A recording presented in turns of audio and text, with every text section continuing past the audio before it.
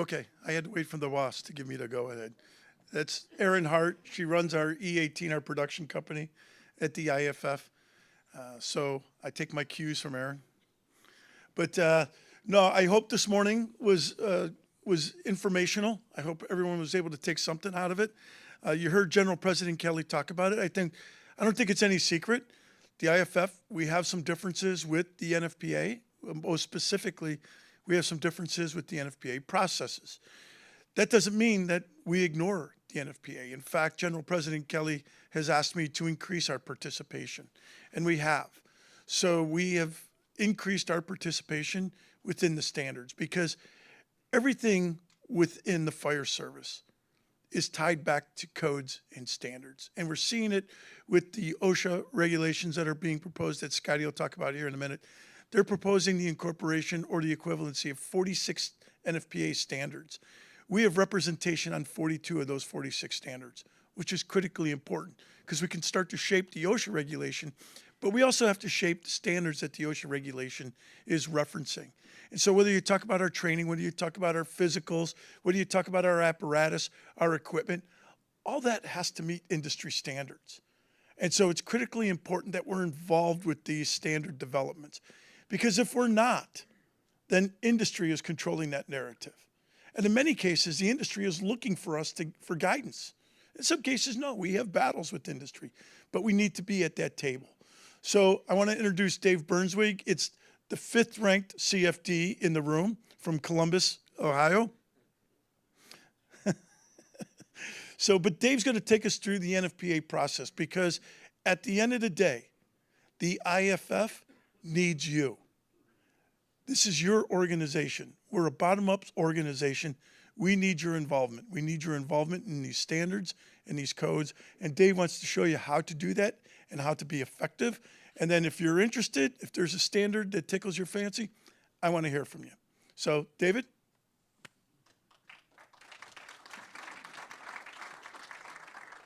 Thank you, Sean.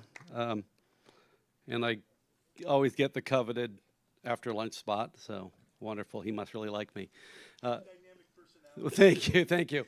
So what he failed to mention is actually I'm from the big CFD. We are the capital C in CFD. So, and by the way, Columbus is home to the only professional football team in Ohio, the Ohio State Buckeyes. So, in case you were wondering, there you go. Yeah, I'm here to talk to you about standards. So again, coveted lunch spot, after lunch spot. But I'm going to try to make it interesting, at least make it something that you can understand enough that you can be involved and you should be involved. So the first thing is, why are we involved, right? Why do standards matter? And they matter, right, because pretty much they're all written in blood.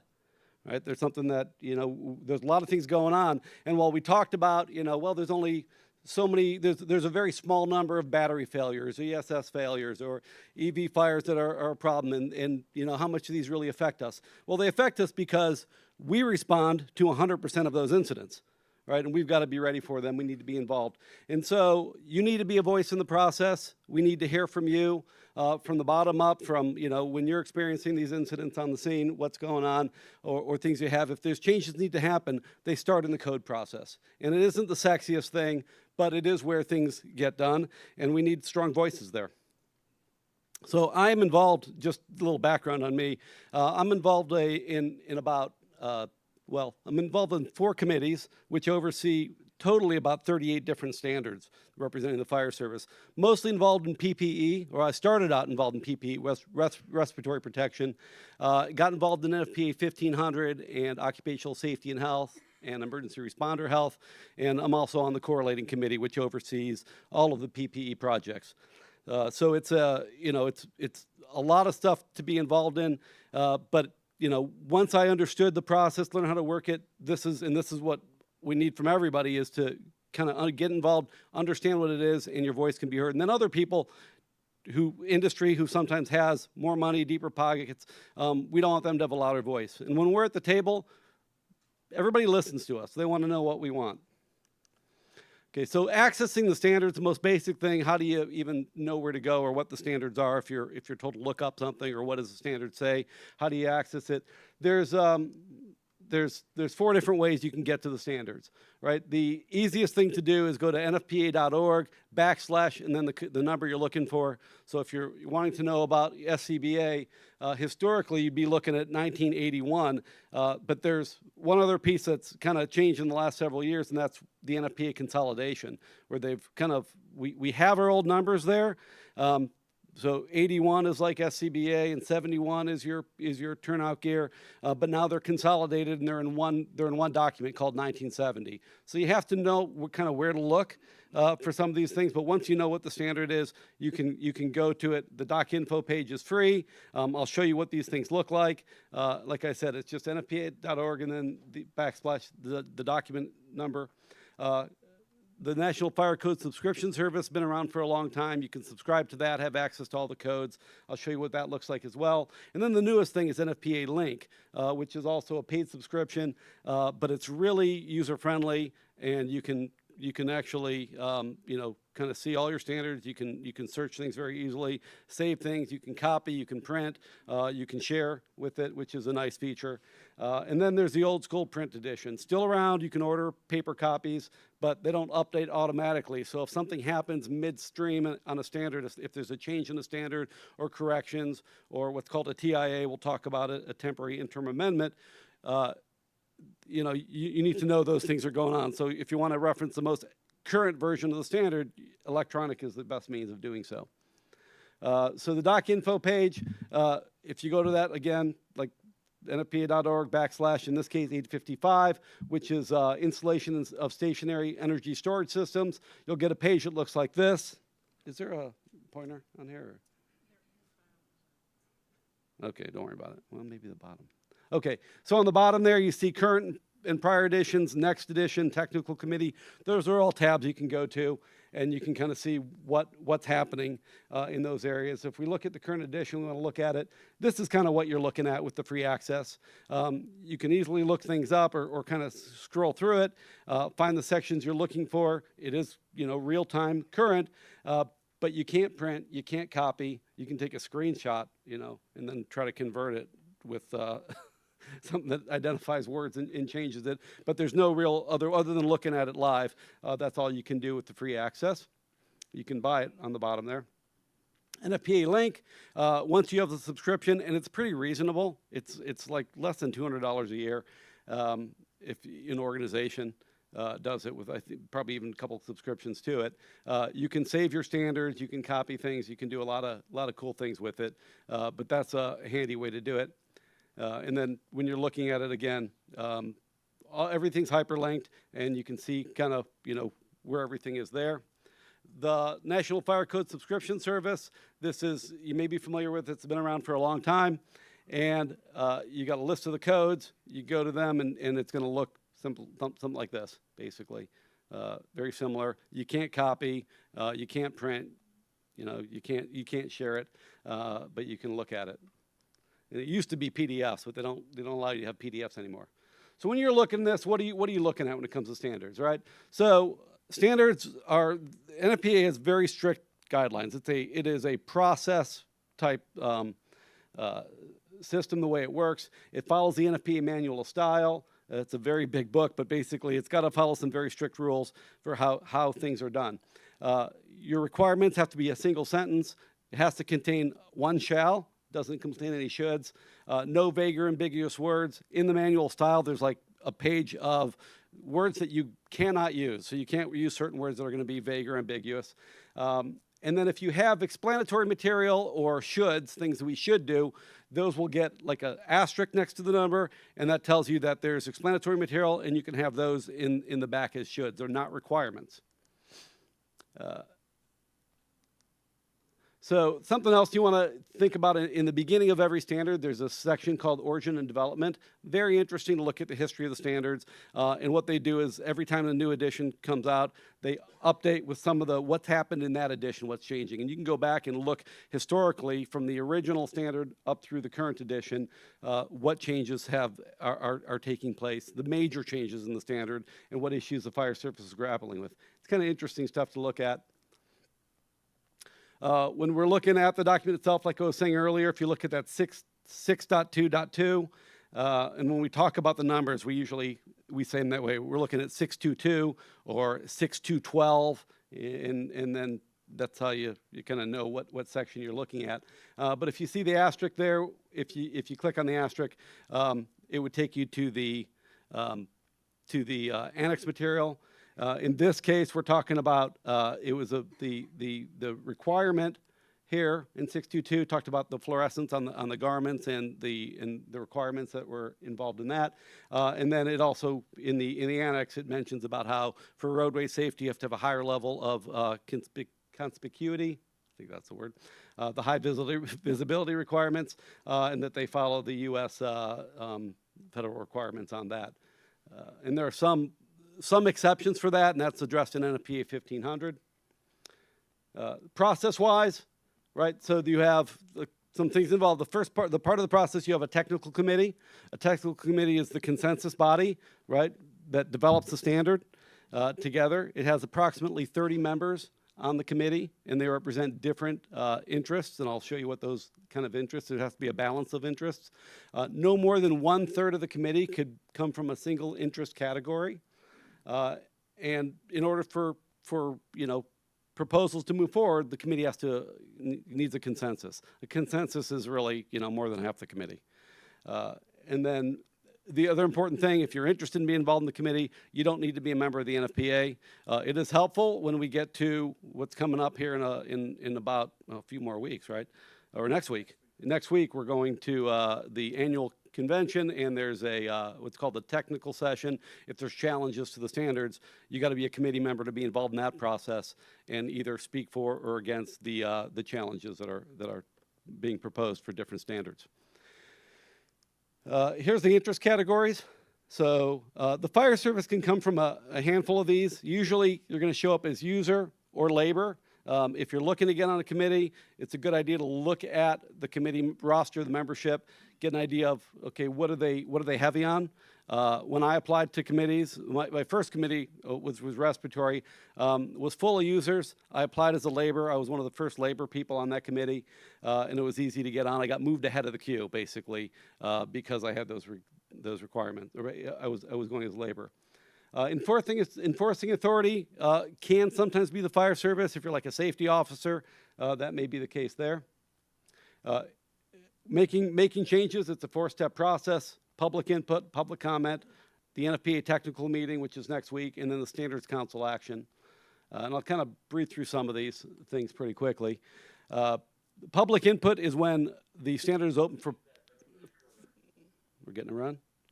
Okay. When the standard is open for input from the public, so if there's something that we want to see added or changed in a standard addressed, you could put this public input out there. It's open for quite a long time.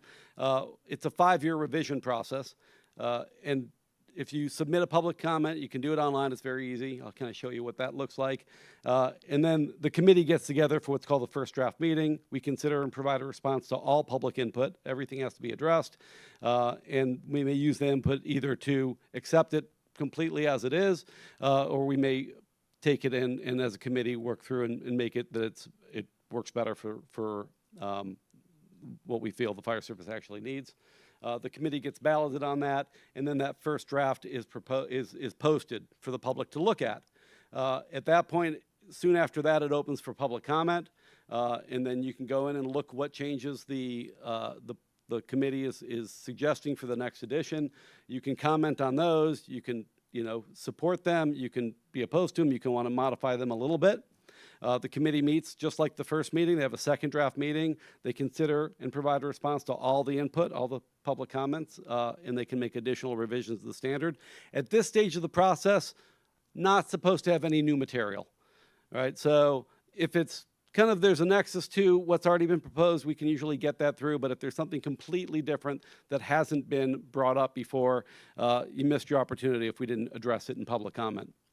The second draft report is posted for the public to look at. If there's something in there which we're still absolutely opposed to and thinking, what was the committee thinking, or how did this get through, or how did this not get through, at that point, you can file what's called a NITMAM, a notice of an intent to make a motion.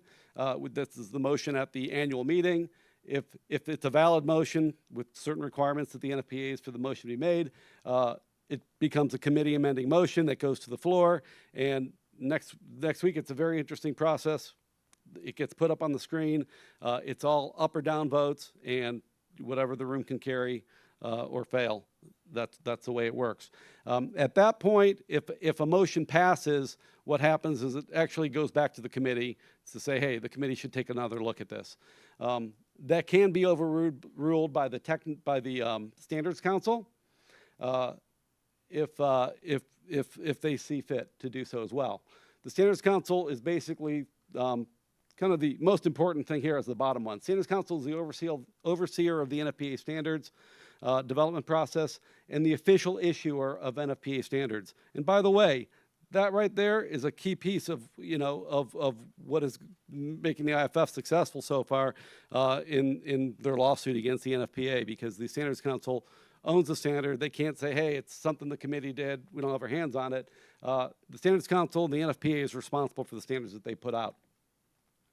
But the Standards Council can weigh in and can either push it back to the committee or can reject the standard and say, hey, go back to the table. They can actually pull the whole standard off and say, we're not going to issue this new standard, in which case we might be stuck with what's out there right now and go start the process over completely.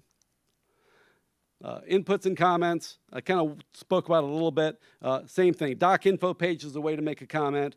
If you want to make a comment, you actually go to the next edition tab. When you go to that, you can see down here that there's a red button that says first draft report. You would open that up, and then you would see what the first draft report shows, what the strike through. It's going to be legislative text, strike through and underline of what's being proposed. If you want to make a comment on that, you basically can open it up and you can add what you want to change to it.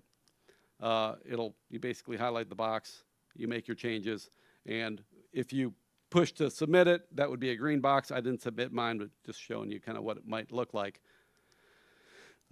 Getting involved, right? So you should get involved at every level, right? Public input, public comment, submit a TIA, which is a temporary interim amendment. So if you think something meets the requirements of that, if it's something that's a life safety issue, something important enough that should be addressed before the next edition of the standard comes out, you can try to do that. You need to get a hold of committee members and get the committee involved. They need support of two technical committee members in order to start a TIA. These are pretty routine. We do these. It's not unusual to have one or two of them between the standards to address a problem or issue that's come up in the fire service. Join a committee. It's pretty easy to do if there's space, and attend as a guest. So guests at the committee meetings, and the committee meetings are all posted on the site. You may participate in the process or even as a task group. You don't have voting rights, but the committees are very inclusive. If you're coming to the meeting and you're sitting in the room, we're going to let you speak, even let you present and things like that. So it's a very open process as far as that goes. And again, the key for any of these is look at the committee roster. It's on that doc info page. See who's on the committee, reach out to somebody. Applying to be on the committee, right? Doc info page, and it just says submit an application to the committee. And it's pretty straightforward process to walk you through. So I know that was kind of a whirlwind and a rush, but hopefully gives you some idea. I am the Director of Health and Safety for the OAPFF. I don't think we mentioned that. I've got my cards back there. Get a hold of me. Also, if you have any questions about any of the standards or about a process or about something you're experiencing and think that, hey, how do we get people more informed about this issue? And I can help you through that as well. So thank you. Yes, I really appreciate that. Yeah, I know it's a tough ask. I know it's a tough ask. That's probably a 2-hour class that Dave could normally give. But as the Health and Safety Director for the OAPFF, Dave is a wealth of information. And please, don't hesitate to reach out to him. He really is. So we're going to kick off our second half of the day one. And I just want to remind folks, if you have friends out there or colleagues that want to attend tomorrow, that you're more than welcome to. So we can still add people. We also have that virtual option. The goal is to get you the information. So please spread the word. So this morning we focused on energy. this afternoon, I want to focus on a new challenge, or not a new challenge, another challenge that we have in the fire service. And we do a lot of educating with industry. And one of the areas that we really have to educate industry a lot is the challenges of when we go vertical. Because that simple fire, or that fire that may be on the first floor, gets much, much more complicated the higher up we go into a building.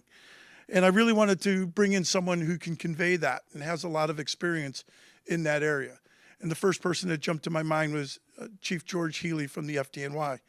I've known George for over 15 years now. He keeps threatening to come to Cleveland, but this is the first time he's been to Cleveland. His only impression of Cleveland is every time he turns on the show 48 Hours, we tend to be in the episode. First 48. So I think he got a taste of our city, and I think he's starting to like it. But I want him to talk about high-rise fire operations and some of the challenges we have. Georgie? Thank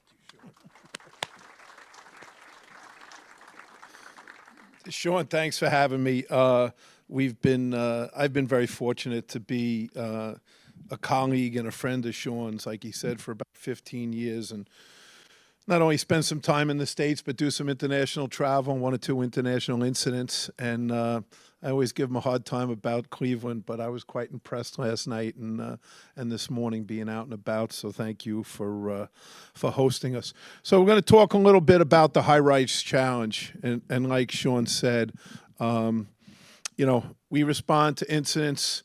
We're hearing more and more the all hazards that the fire service has to deal with. And I think in a lot of our organizations, our kind of standard operations, sometimes when we come into other structures, we're implementing our standard tactics in a variety of structures and hoping that they serve us well. But when it comes to high-rise fires and some of the challenges, one of the things I'll talk about a little bit is the FDNY's efforts and work with the community of fire protection engineers to better understand not only fire growth and fire dynamics, which kind of just came to be when we started to try to face this challenge of high-rise fires. And I'll show you some of the incidents that prompted the FDNY to get a little bit more versed in the high-rise challenge. So as you can see, we're taking our modern fire and now putting it up multiple levels in a building. So getting that comprehensive size up is at times a challenge, and especially, and I'm kind of cognizant of it, but my organization on a first alarm assignment shows up with 58 people. I know that's a little bit obscene, correct? But again, being a vertical city, we know we need those resources. Observations on arrival, and sometimes we won't get this, right? Sometimes we'll pull up and there's really, quote unquote, nothing showing. We try to get reports. We try to get reports from the outside if we can, sometimes navigating these buildings and getting a 360 is maybe something that's not possible. We certainly want a report from the fire floor, but at times coming into these structures, just identifying exactly where in the building this fire is located can be of concern and a challenge. We try to get a team above very rapidly, and again, with our available resources, it works in our organization, but it still, of course, does take time. We want to get somebody up, or a team of people up high, certainly somebody to the roof, so that we can have some ability to ventilate and control ventilation. My department moved about a dozen years ago now into stairwell pressurization, and it's something that can benefit us greatly if we get those resources on the scene and we put those resources to work to do that, and I'm going to explain that a little bit to you. And then search and evacuation above. As you can see, it really doesn't matter about, well, it does matter, but unfortunately, the challenge in the fire services, we're always kind of tasked with doing more with less. And I know a lot of organizations struggle. I heard some stories, and I think every organization can say the same things. Well, when I started, there was 1,200 of us, and now we're down to 800. And units that we used to have, we no longer have. And that becomes a challenge. But what I always say is the building is going to dictate the resources. It's going to be our job and our duty to, unfortunately, maybe convince the elected officials. It sounds like Cleveland's in a better place now than they were in the recent past. But to convince them that in order for us to truly protect the citizens that we serve, there's a threshold. And again, are we an insurance policy? Of course we are. But that really doesn't matter when somebody's having a crisis. They expect us to be there. They expect us to be able to serve them and the community well.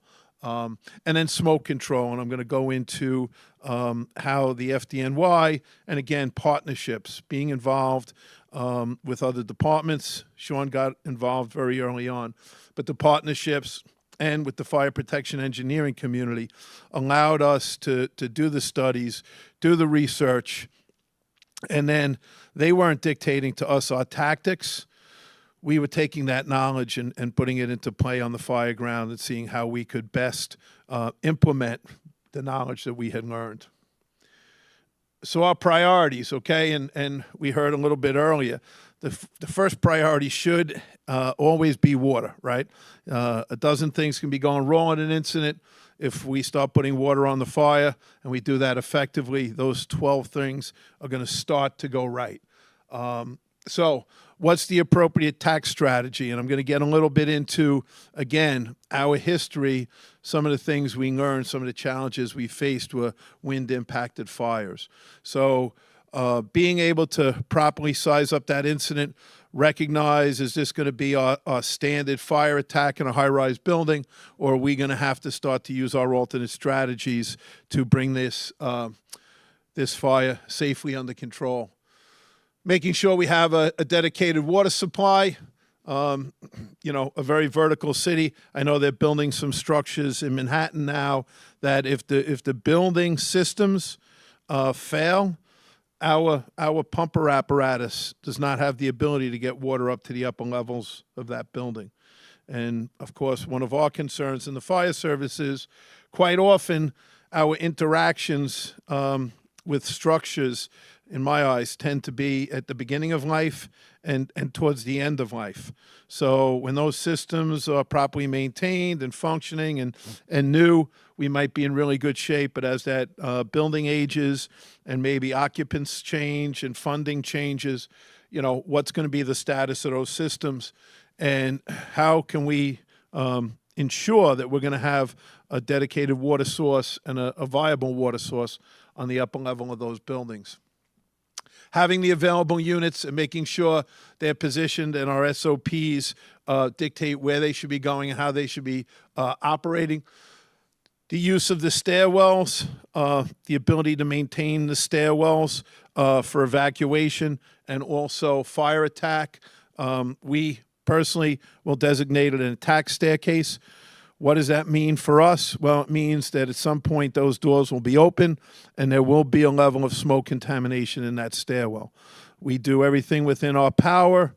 Sometimes the situations preclude the ability, but really that evacuation stairwell that we designate on the fire floor, that stairwell door should not be open.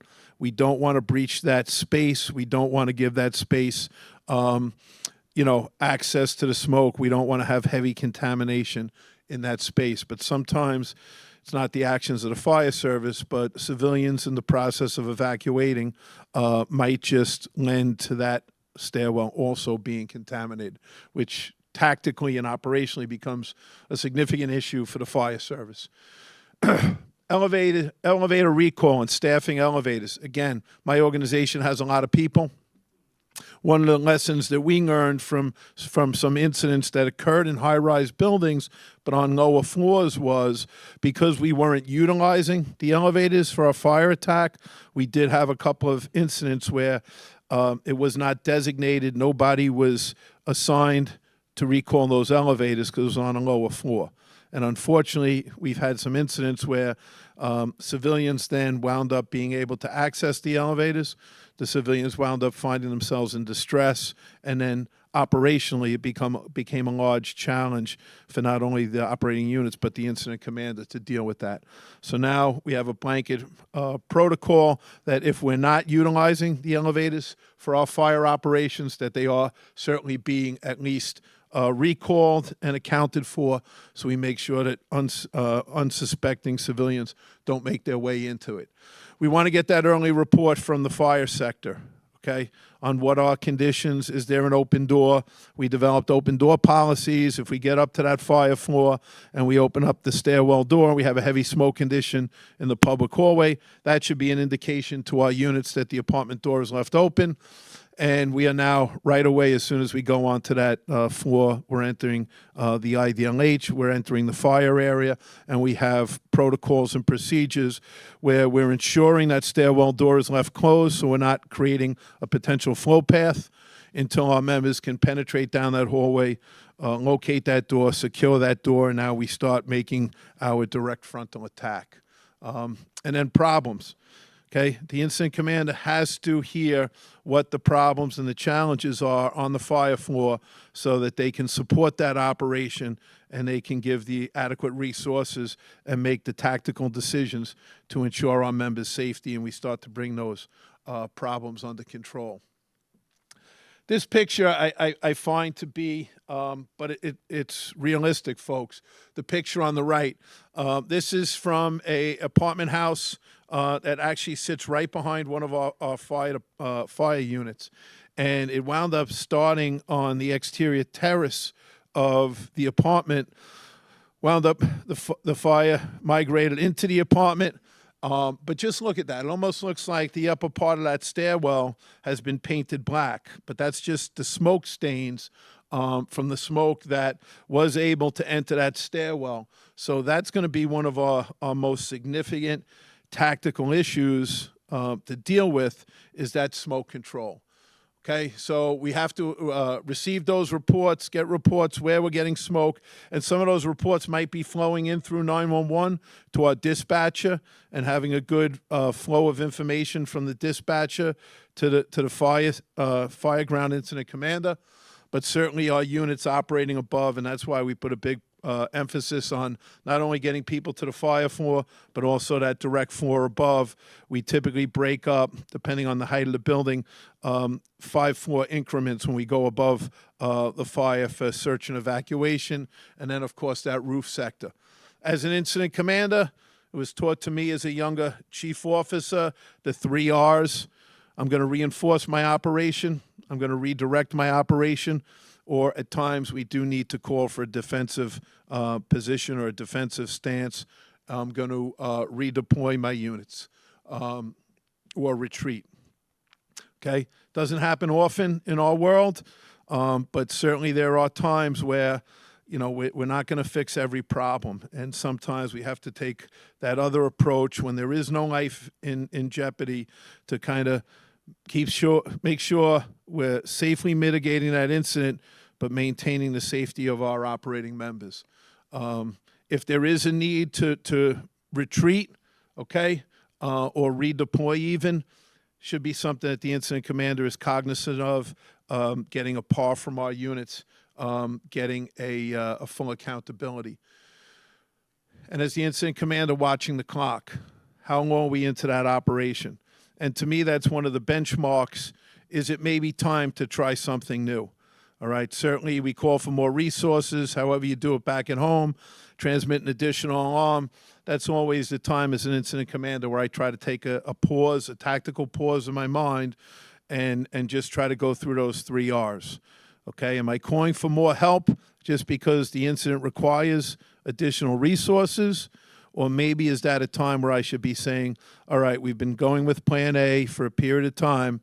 Maybe it's time to start to segue into plan B. And do I have that plan B? And more importantly, do my people know the plan B, and have they trained on that plan B? And that's what we're talking about here today, right? The kind of the overriding kind of message has been the importance of training, and that's what we're here for. Implementing the appropriate tax strategy. And in a slide or two, I'm going to get into what we term now the vent profile. Okay, and looking at those openings on the structure, seeing how the flame is presenting, seeing how the smoke is presenting, and understanding from that vent profile if wind is impacting the fire, potential flow paths, the status of the fire, and then making sure that our tax strategy is the appropriate one for the conditions that we're dealing with. As the incident commander, if I'm not controlling that incident is going to control me. And that, unfortunately, can and at times does have significant safety implications for our operating members. We're going to establish a lobby command post. The first units coming in should be establishing the lobby command.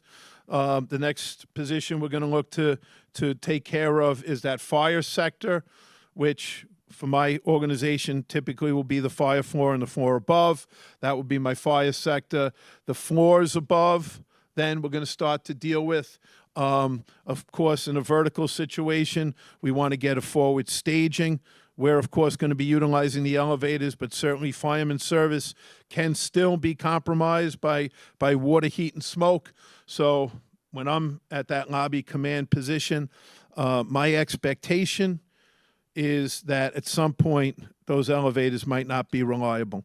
So I want to try to get as many people up there to forward staging as quickly as I can before, and hopefully I don't, but before we potentially lose the benefit of those elevators. You know, certainly on a lower floor, but, you know, I've had older incident commanders pass on to me that if we're talking about deploying an entire unit to the upper floors of a high-rise, the expectation is a minute a floor before they're in position and ready to operate. So if we're sending people up to the 25th floor, they kind of say, you know what, the rule of thumb is not everyone's young, not everyone's, you know, skinny, not everyone's healthy. We see Sean here. He's a fine example of that. I had to do it. I got to make sure everyone's still awake.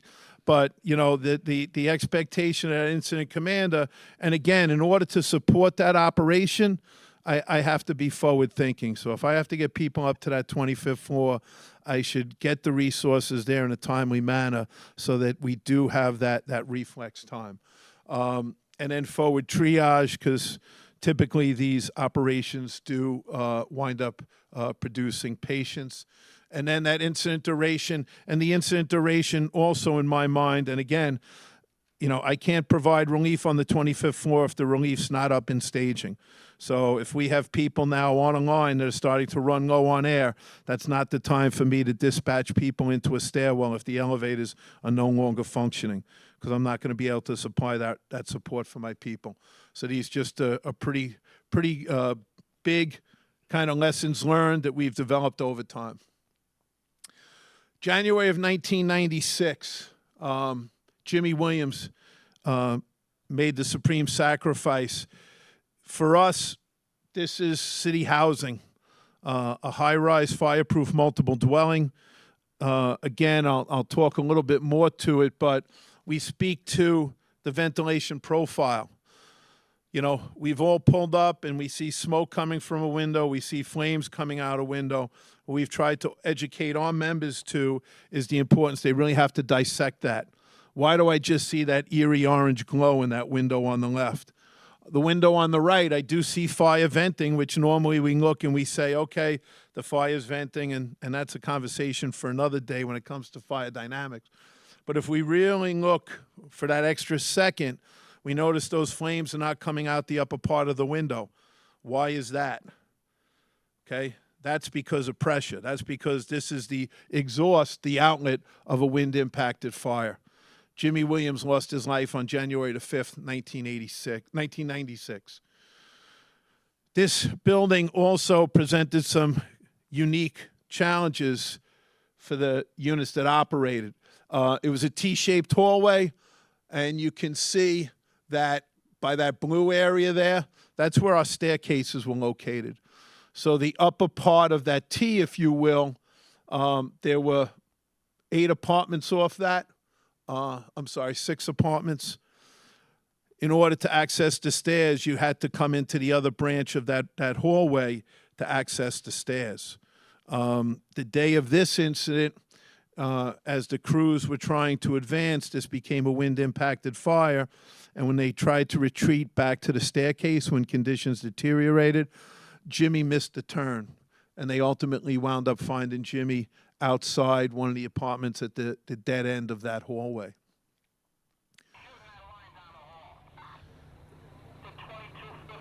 If you heard that audio, keep that line operating down the hall. All right? And at the time, that was how units were directed, and I'm going to get into that a little bit later. Just to give you some kind of reference, so this video was shot, and it was a different time. We used to allow non-department members to ride on apparatus. We don't do that anymore. This was actually a non-department member that was riding on the apparatus of Rescue 4. And on a cold winter's night, this was probably about a 28-minute response, I would imagine, for Rescue 4. So a bedroom fire in one of our city projects, 28 minutes into the operation, is still free burning, while Jimmy is at the end of that hallway, while our lines cannot advance. The other thing I want to mention is some of you might be looking at and saying, well, why didn't they just put a line on the outside and put water in the window? Okay? At that point in my department's history and our SOPs, and many other departments in North America at that time, I think, felt the very same way. One of our 10 commandments was, thou shalt not put water into an occupied building from the exterior. Just wasn't how we did things. We thought there'd be some negative implications to that. Our testing had proven that that's not to be the case. But again, you can see that fire is still uncontrolled, still free burning. And this is only what we can imagine, and we have this from testing. Like Sean said, him and I have been blessed to be working with the fire protection engineers from UL. When that radio report stated, just keep putting water down that hallway, they're putting water into this. They're not hitting the source fire, okay? They're hitting the flaming combustion in the public hallway. They're not putting water on the fire. They're not extinguishing the fire. It's a mathematical certainty. Unless we can get water on that fire, we're not going to be putting that fire out. It's an out-of-control situation. Our standard operating procedures, our standard tactics, if we try to implement them at this incident, we're not going to be successful. The physics of this incident is going to overcome our best efforts. Our hand lines are not going to be able to push down that hallway. We can't get water on the fire. It's ironic, this picture came from a fire that I had, in the very same building, and I'll show that to you momentarily. We must regain control, all right, by implementing alternate strategies. Look at the devastation in that hallway from floor to ceiling. Think about our people in that hallway and the tragic consequences. 2 firefighters made the supreme sacrifice in 5 days. Lieutenant John Clancy fell into a basement and was engulfed in flames early on New Year's morning. Later on in that week, Jimmy Williams died in the fire in Rockaway. Chief Feehan said, we were still trying to figure it out, a reversal of wind currents, but that fire came down the hallway and on those operating members. At the time, the commissioner of our organization, the FDNY, had a law enforcement background. And our normal after action, our normal fatal fire investigation kind of made a turn and became a little bit more of a who could we place this on? Who can we blame this on?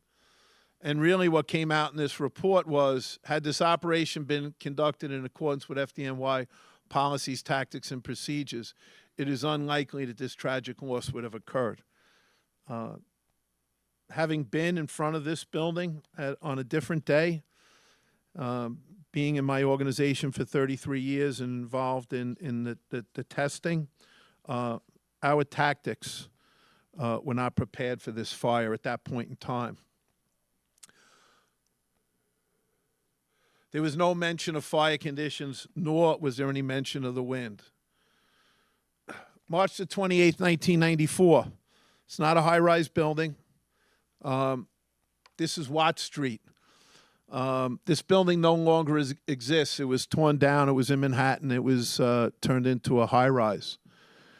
On this particular day, it was a Tuesday, we had a report of smoke on the third floor. When units arrived, they realized the fire was located on the second floor. Ladder 5 should have been first due this night, but there was a staffing issue. Ladder 8 had come to Ladder 5's quarters, and they were in the process of switching personnel. So when the run came in, Ladder 8 was out front. They wound up pulling in first due. Captain John Drennan was the captain in 5 truck this night. And there was a face-to-face, an 8 truck took the fire floor. John Drennan, Chris Siedenberg, and Jimmy Young went above. The flow path developed. The fire flashed, roared out of the apartment, raced up the stairs, engulfing John, Chris, and Jimmy. Ironically enough, on the day tour, I had worked in 5 truck, the equalized staffing. I had worked with Chris and Jimmy on March the 28th. 6 o'clock, I walked out of the firehouse. I shook John Drennan's hand. 7:30 at night, I was at Watt Street, going to the 3rd floor, and we pulled up. The chief said, the fire was already extinguished. The chief said to Paul Schmidt, he was the boss in 9 truck that night, Paul, get to the 3rd floor. I think there's a problem. We went upstairs. We found 3 critically burned firefighters. At the time, we didn't realize one of them was actually a firefighter because they were burnt beyond recognition. Jimmy Young succumbed to his injuries that night in that building.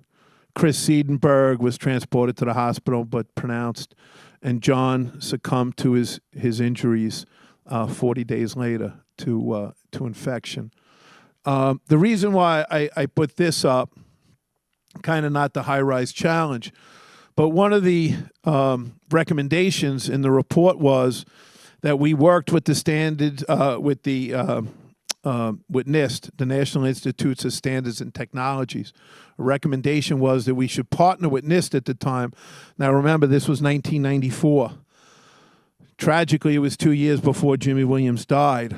And the recommendation was that we partner with NIST. Partnerships are integral. Partnerships have served Sean and myself very well to better understand why this occurred. And unfortunately, that did not happen. And Jimmy Williams perished in 1996. Our vent profile, all right? You can see it's stark when the wind is impacting these buildings, but we have to understand it. We have to know what we're looking at. We have to realize the windward side and the leeward side. What's the high pressure side? What's the low pressure side? We have to understand if smoke is moving horizontally across the front of a building. We've had some people in my organization see this and say, well, that's the stack effect. No, stack effect happens in vertical shafts. This is indications of a wind-impacted fire.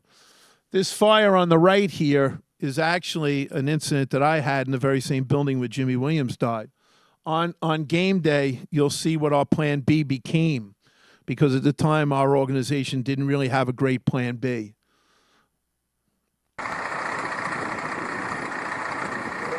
This is a fire that occurred up in the Bronx. Again, a wind-impacted fire. You have to take that moment to hear the wind, but also to see the impact that it's having on the smoke and the fire conditions.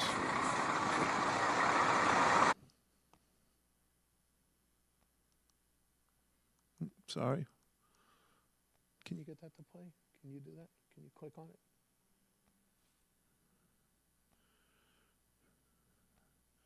Oh. Okay, sorry, folks. That was just a news story about several of these fires that we've had in New York.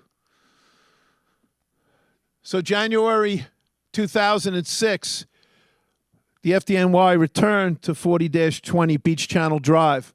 I was the incident commander that day. The day that Jimmy died, a good friend of mine who I was in probationary firefighter school with, he was in the hallway with Jimmy. He survived the event.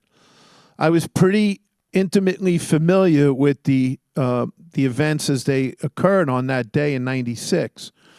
But this day in 2006, because of the vast nature of New York City, I was unaware of the fact that I was standing in front of the very same building that had claimed Jimmy's life. Thankfully, God works in mysterious ways. Those members, although that report I don't think served my organization well, those members educated themselves. Those members learned the lessons of Jimmy's passing. And that day on the fire ground, they did things based on what they learned from Jimmy's tragedy that prevented it from happening again. Had they not done that, if they had not engaged, if they had not learned, if they had not honored Jimmy by his loss, it would have occurred again. I would have been the incident commander. It was my second fire as a chief officer. This time, the fire was in the G line of apartments. And they understood the importance of having an area of refuge, but they understood the importance of having an area of refuge on the high pressure side, on the windward side, so that a flow path wouldn't be created. Wind came into the apartment. We can see that eerie orange glow in the window, indicative of wind-impacted fire. We have our same hallway. We have our same stairwells. Maydays start to come in from the hallway, but somebody had secured that H apartment as an area of refuge. We also were in a pilot program looking at wind control devices, a KO curtain. Thankfully, it was at our disposal that day. But the rescues had been made and the area of refuge had been secured, which guaranteed our members' safety prior to it being put into place. The H line of apartments, again, it was on the high-pressure side, and we were able to quickly, prior to window failure, this was a wind-impacted fire, our outside vent firefighter had gone to the fire floor and had secured that apartment, banged on the door. Occupants had let them know that they were in the apartment, and if they needed to get into the apartment, they could, and they returned to that apartment when the wind-impacted fire swept down that hallway.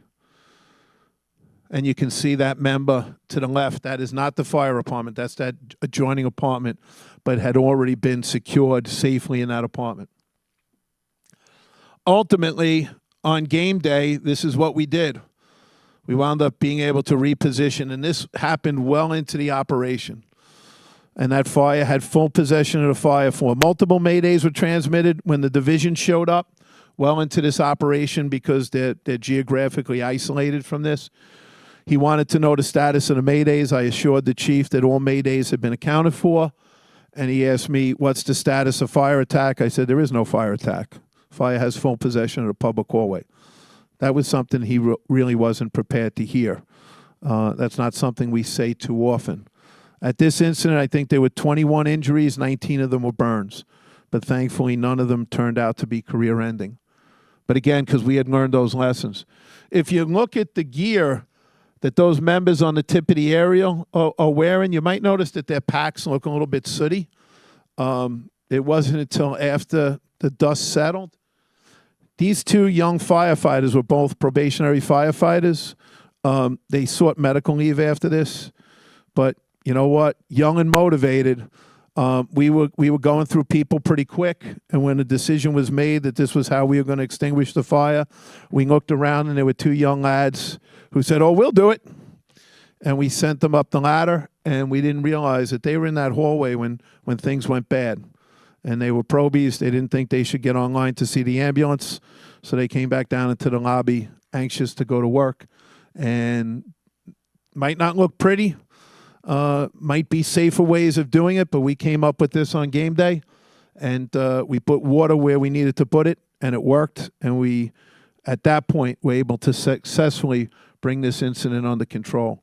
This was one of the incidents that sparked us to realize didn't matter if we were using the elevators or not. We had to recall them because we had multiple maydays transmitted. We had firefighters trapped in that adjoining apartment, and then we're getting reports that people were trapped in the elevator on 6, which is where the fire apartment was. And now you can see it a little bit better that their gear seems to have been in the thick of it. Eventually, that's myself. I was running the incident until the division showed up, and then he sent me up to the floor below to help coordinate the alternate strategies that were being undertaken. Again, when we utilized the wind control device and the exterior fire control off the aerial, that was before all of our testing. All right, this was really kind of the impetus for us to get involved with, at the time, NIST, now of course UL, but to start to try to validate these tactics with the assistance of the fire protection engineering community. We have a lot of units, so you can see that's one of our command boards. That's our field comm unit, and they have magnets for every company in the city that we put on the Ouija board to try to have command and control and have accountability and PAR. Hopefully this plays. And it does not. Sorry about that, folks. Modern technology. It worked when I sent it to Sean Ducrane. I don't know.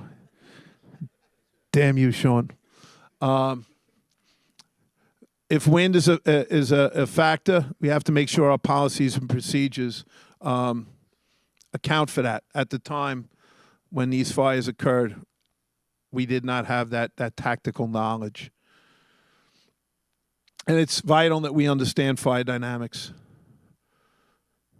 This is Tracy Towers. This is another dramatic. This was right after the fire that I was the incident commander at.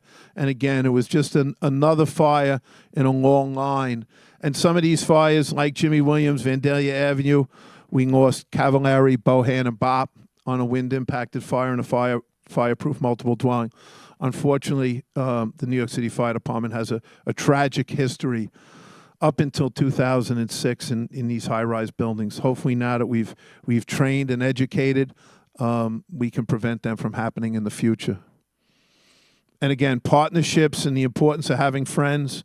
The Ottawa Fire Service, Toledo, Chicago, the FDNY. There was a lot of people involved in this. Cleveland, or when you go to Vietnam, they say Cleverland. The Cleverland Fire Department were involved also. So in June of 2006, just several months after the fire in Rockaway, we were fortunate enough to go out to Toledo, Ohio, and start playing with fans. Again, there's been some talk about the manufacturers, and of course, everyone has the solution to the problem. But we started asking the manufacturers some pretty pointed questions about, well, how do I utilize this great fan to adequately pressurize the stairwells? They didn't really seem to know the right techniques. We did it in Cleveland. We had cold smoke. It kind of seemed interesting. We're New Yorkers. We don't believe a lot of stuff. So it says, yeah, that's great. It's a smoke machine. Give me some heat and some real fire, and then let's see how it works, and I'm going to reserve judgment. So luckily, we met some friends from Chicago, and they were fortunate enough to say they're taking down some high-rise buildings, and we can actually burn in them. So we wound up in November of 2006 going out, and we did some initial burn testing. Looking at stairwell pressurization, also looking at ventilation. This came, they brought the science, they brought the equipment to measure and gauge the effectiveness, and without them, we'd just be making observations and judgments. So what did we learn? We learned basically we're looking to produce 2,500 CFM. We were working off some of the testing that back in the 70s, Chief O'Hagan in the FDNY did when he developed Local Law 5, which for us was a local law. One of the things in that local law was stairwell pressurization, but there were other ways that the building community could address some of our concerns with sprinkler protection and compartmentation. So although in the code there was allowance for stairwell pressurization and guidelines, at the time there were not many buildings that had fixed systems because they had other avenues of protecting those buildings. So basically, in our testing in Toledo, we realized that a fan that produced 25,000 CFM, we could utilize them and effectively pressurize a 30-story staircase, maintaining that safe for occupants and firefighters. Then we went out and we did our burns. All right, it was actually, we recreated our first wind-impacted fire or wind-driven fire, and it really kind of ignited the interest in the fire protection engineers after they stopped crying that we burned up $40,000 worth of their testing equipment. That's supposed to function very well in hazardous environments, that they said, wow, maybe you dopes from New York are smarter than you look. There might be something to this. And we brought them out to Governor's Island. So for this test, this is just kind of the location of some of the, and I hope this video plays, because it's pretty cool and dramatic. But these were just some of the camera installations. We had them in the hallways. We had them throughout. Ah, it's playing. Excellent. So this was the first wind-impacted fire. And, you know, we were kind of flying by the seat of our pants. We were lucky that our friends from NIST allowed us to do this. So if you look at the upper left-hand corner, that's a bunk bed configuration. We furnished the apartment, so the upper right-hand side is the living space. Down on the lower left, not only can you see the clock that's showing the time, and Sean's looking at me, so my time is running short. In the middle, you see that stuff. That's aluminum foil, but it's wrapping some of their highly sophisticated and delicate equipment that we incinerated. And then on the lower right is the thermal view. So we're just seeing normal fire progression. We ignited a fire on the lower bunk. The fire is growing and developing. It's impinging on the upper bunk. Okay, conditions, temperatures, you have that thermal view. Again, that's reading the wall temperature right now, so pretty much ambient. Okay, we're going to let that fire grow and develop, and then we're going to simulate window failure, and we have a large mobile ventilation unit outside that window. And when the fire starts to grow and develop, starts rolling the ceiling, we're going to simulate window failure simply by turning on the fan and creating a 20-mile-per-hour wind that's going to enter the compartment. And at the time, we really didn't know exactly what was going to happen. I was in the stairwell at the time, and once we developed, now you can look at that heat profile on the right. That's just a normal bidirectional vent by that door because we haven't started the wind yet. Okay, so you just see that heat profile. You have that white smoke, that hot gases coming out in the thermal view. You can see in the living room, we probably have about 2 or 3 feet of visibility. Tragically, on Vandalia Avenue, that's what our heroes probably experienced. They were moving into the apartment when window failure occurred, and there was also a completed flow path because the stairwell door was open. And now things are going to get interesting because here we go. We're going to turn on our fan. So you can see now we have that wind-impacted fire. You can see the fire sweeping out into the living room. And you can look at those hallway conditions. Blow-torching fire in the hallway. Think about those slides, those pictures I had from 40-20 Beach Channel Drive. Floor-to-ceiling devastation. A properly charged 2.5-inch hose line in that hallway is not going to provide adequate protection, right? We have to understand the potential. We have to have tactics that we can implement at these incidents, and you can see how there's just sheer devastation in a moment's time, okay? So it brought us out to Governor's Island. Leave it to the federal government to walk away from prime real estate. But it wound up being a benefit for us because we went into some of their fireproof high-rises, and we got to burn in them. Myself and Chief Jerry Tracy, Jerry was kind of the tip of the spear with this. He had the contacts with Dan Medrikowski.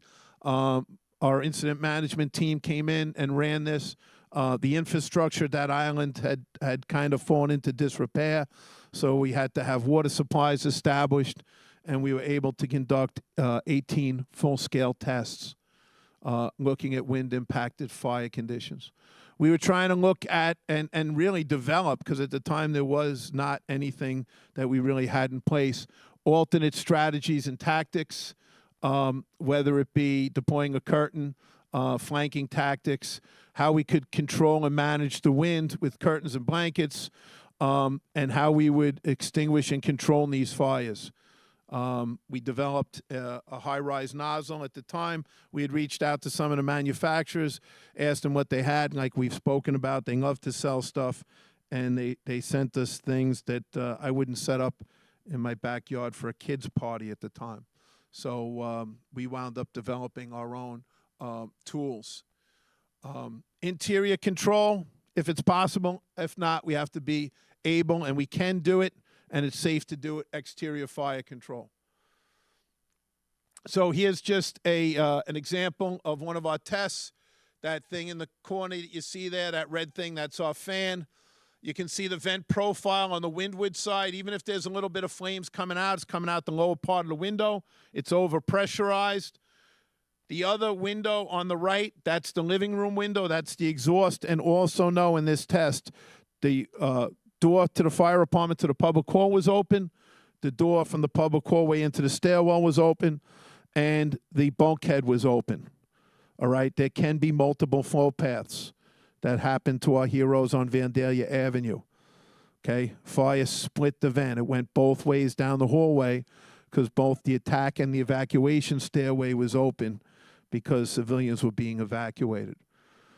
Once we correctly get this device positioned, and now they're pulling it over to fully cover that window, you can see that venting fire that was coming out that living room has basically, self-extinguished. The FDNY put such a priority on this, and you probably have seen the FDNY put a high priority on roof ropes.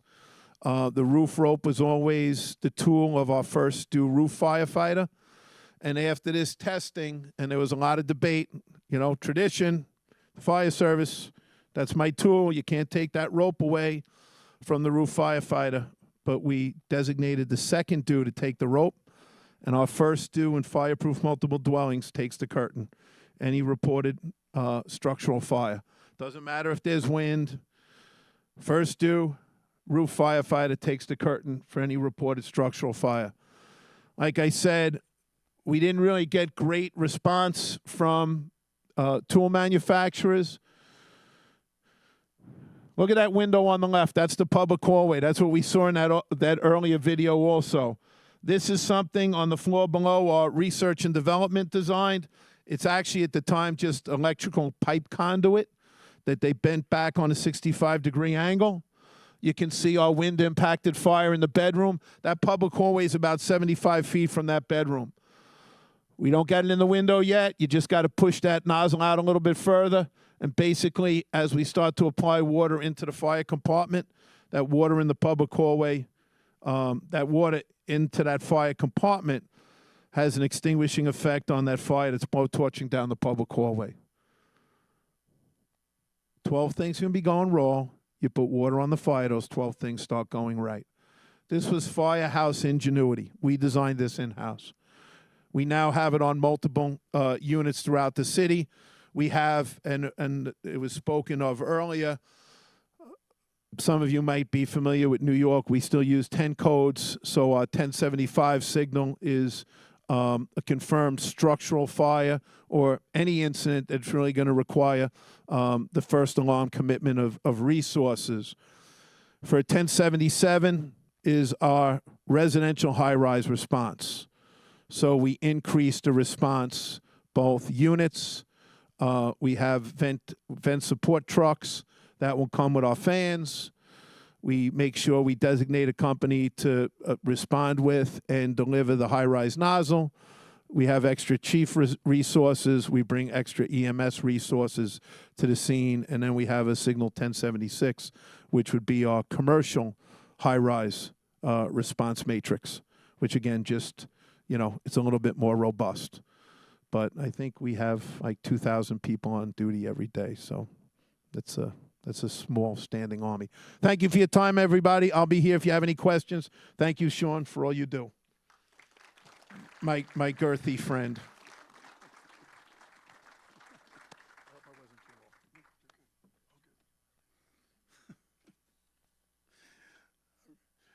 Thanks, George. Again, the importance of research. Really, research can help answer a lot of our challenges, a lot of our questions. We've talked a lot about operations here, and we've talked about codes and standards. We've talked about technology. Well, building design does move forward, and a lot of times building design is there, and it's intended to assist us in our operations. But I think Chris Towski mentioned it earlier, we don't always understand what's there and available for us. And one of those assets is the Fire Command Center.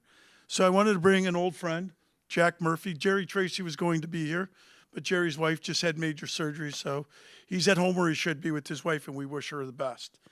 But Jack's going to talk about operations in a high-rise fire utilizing the Fire Command Center. And I know we did an exercise at the federal courthouse, and really it was interesting how we started to interact with that Fire Command Center and start to understand its operations. So we did a video, it's on the IFF website, where Jack and Jerry just briefly did an overview of it. So I asked Jack to come and talk about it here today. So Jack?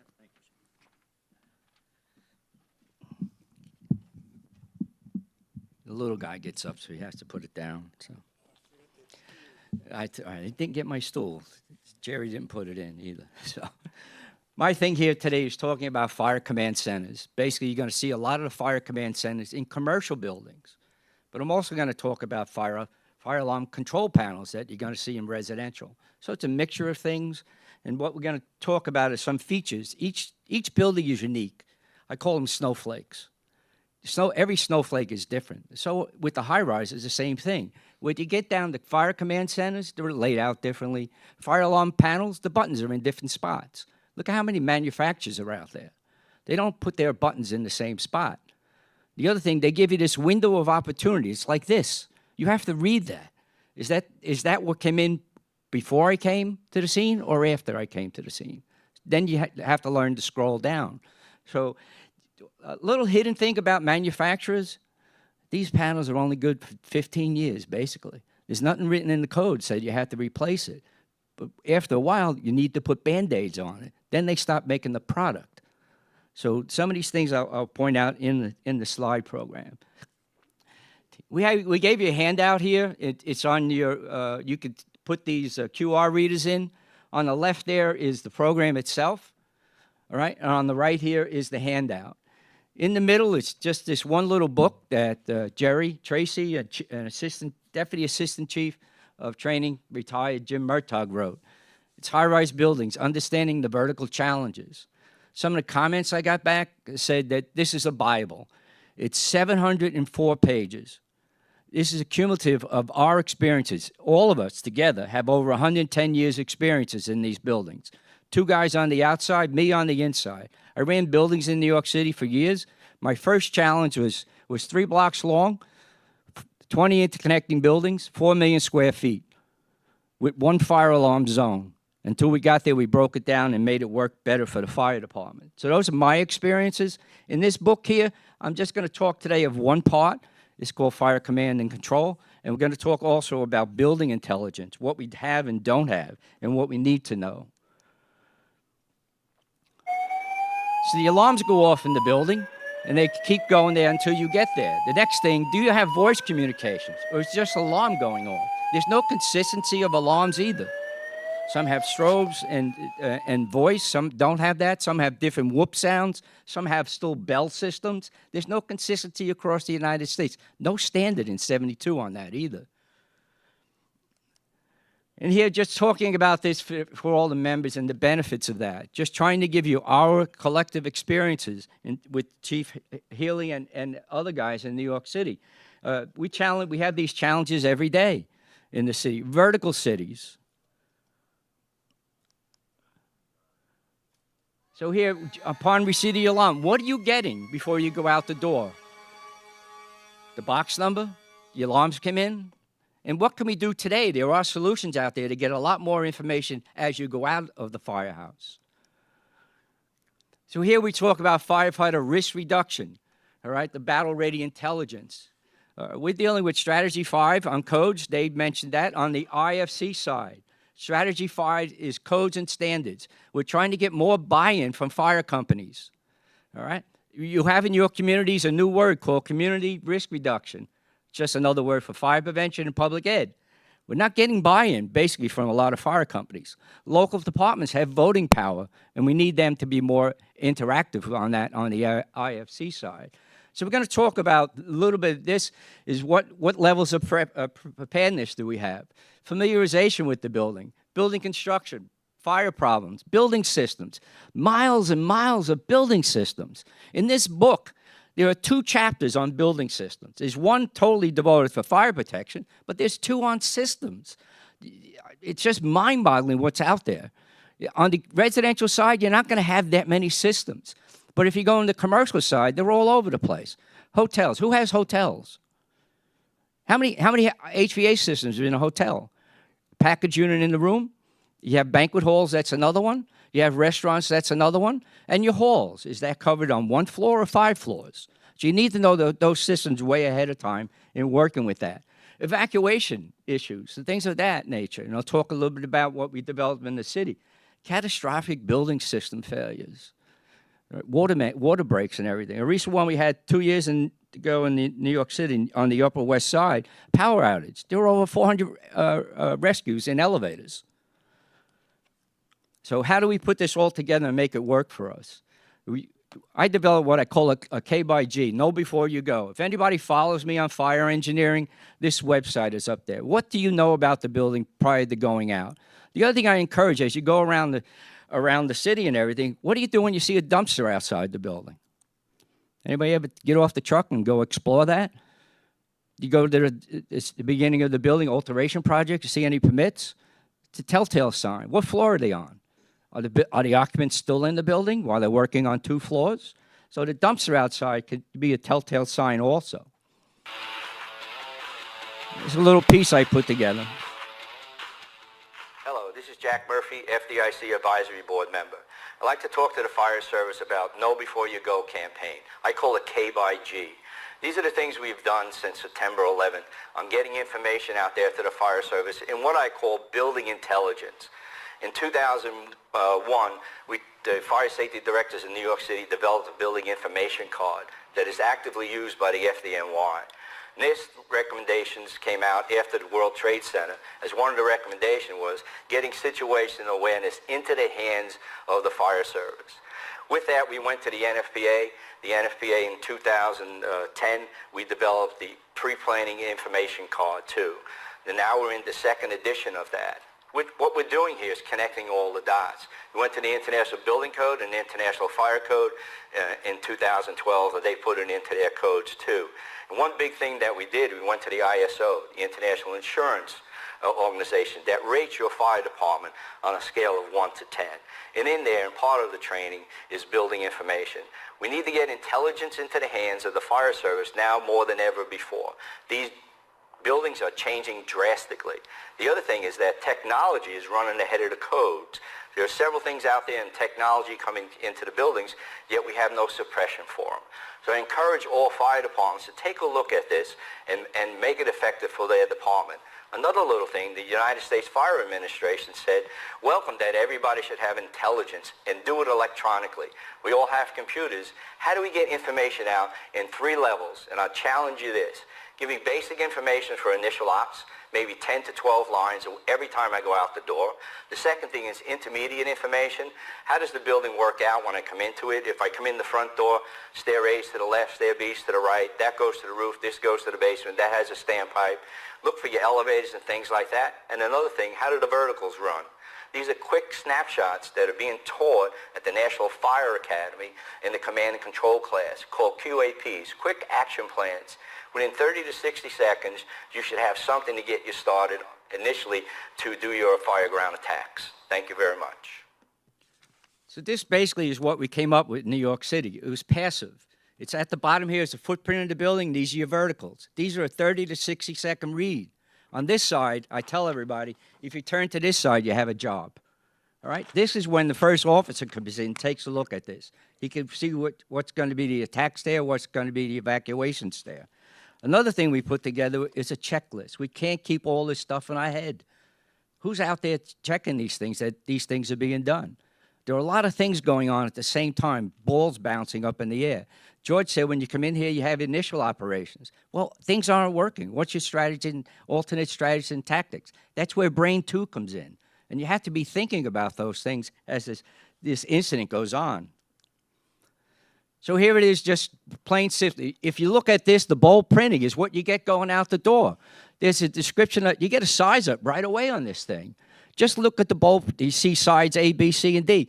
Who's getting firefighter safety going out there? What are some of the things that are hazardous to us before we even go there? The BEST system, fuel, UPS systems. And at the bottom, what are temporary conditions?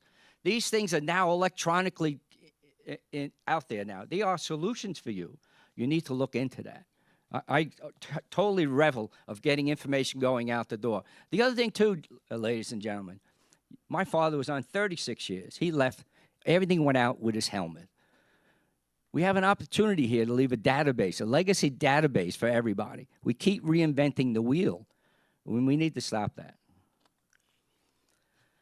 So once you hit the page here at the bottom, you just see this. You see at the top there, you were here, and you can see your staircase going left and right. Look at the bottom. Look at the footnote at the bottom there. There's a building in Boston I picked up.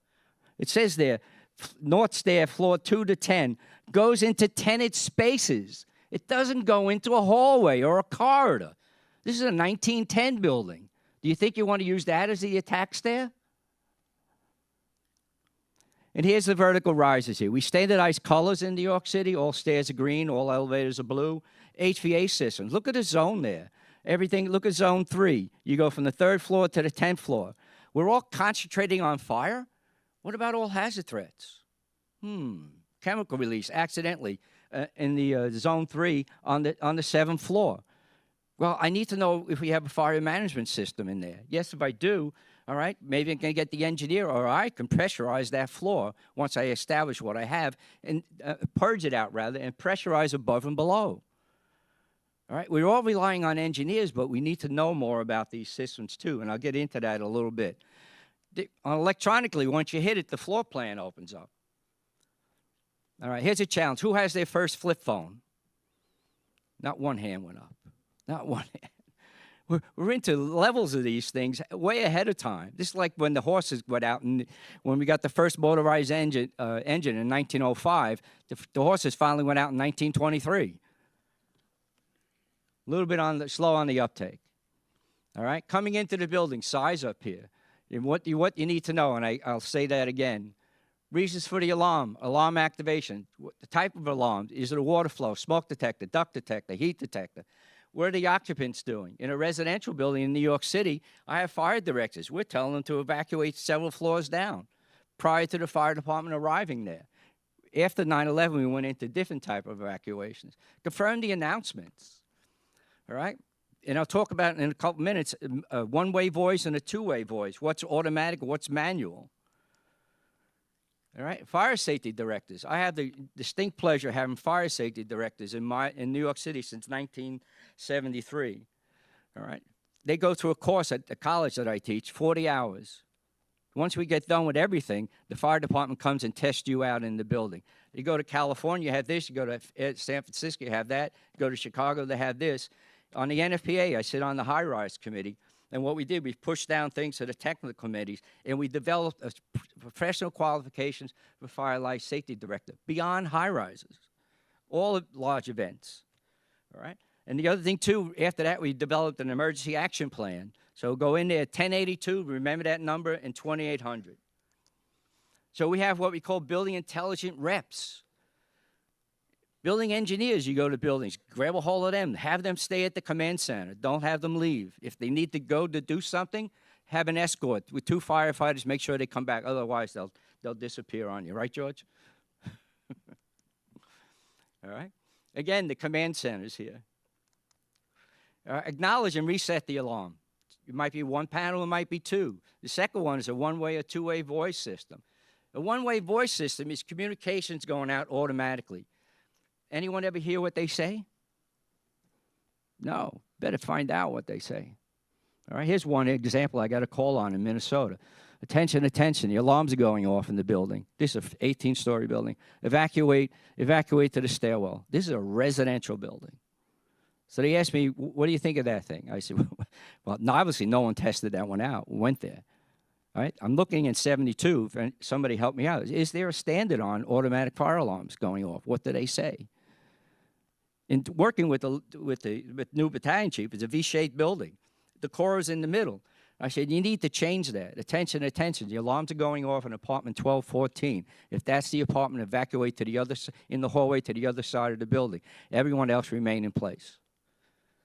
All right? So those are the things you have to look at when you get there. All right?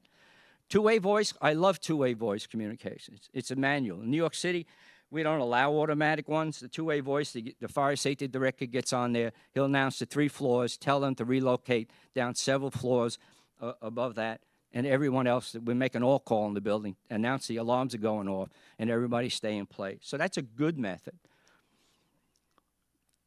These command centers, like I said, they're all over the place.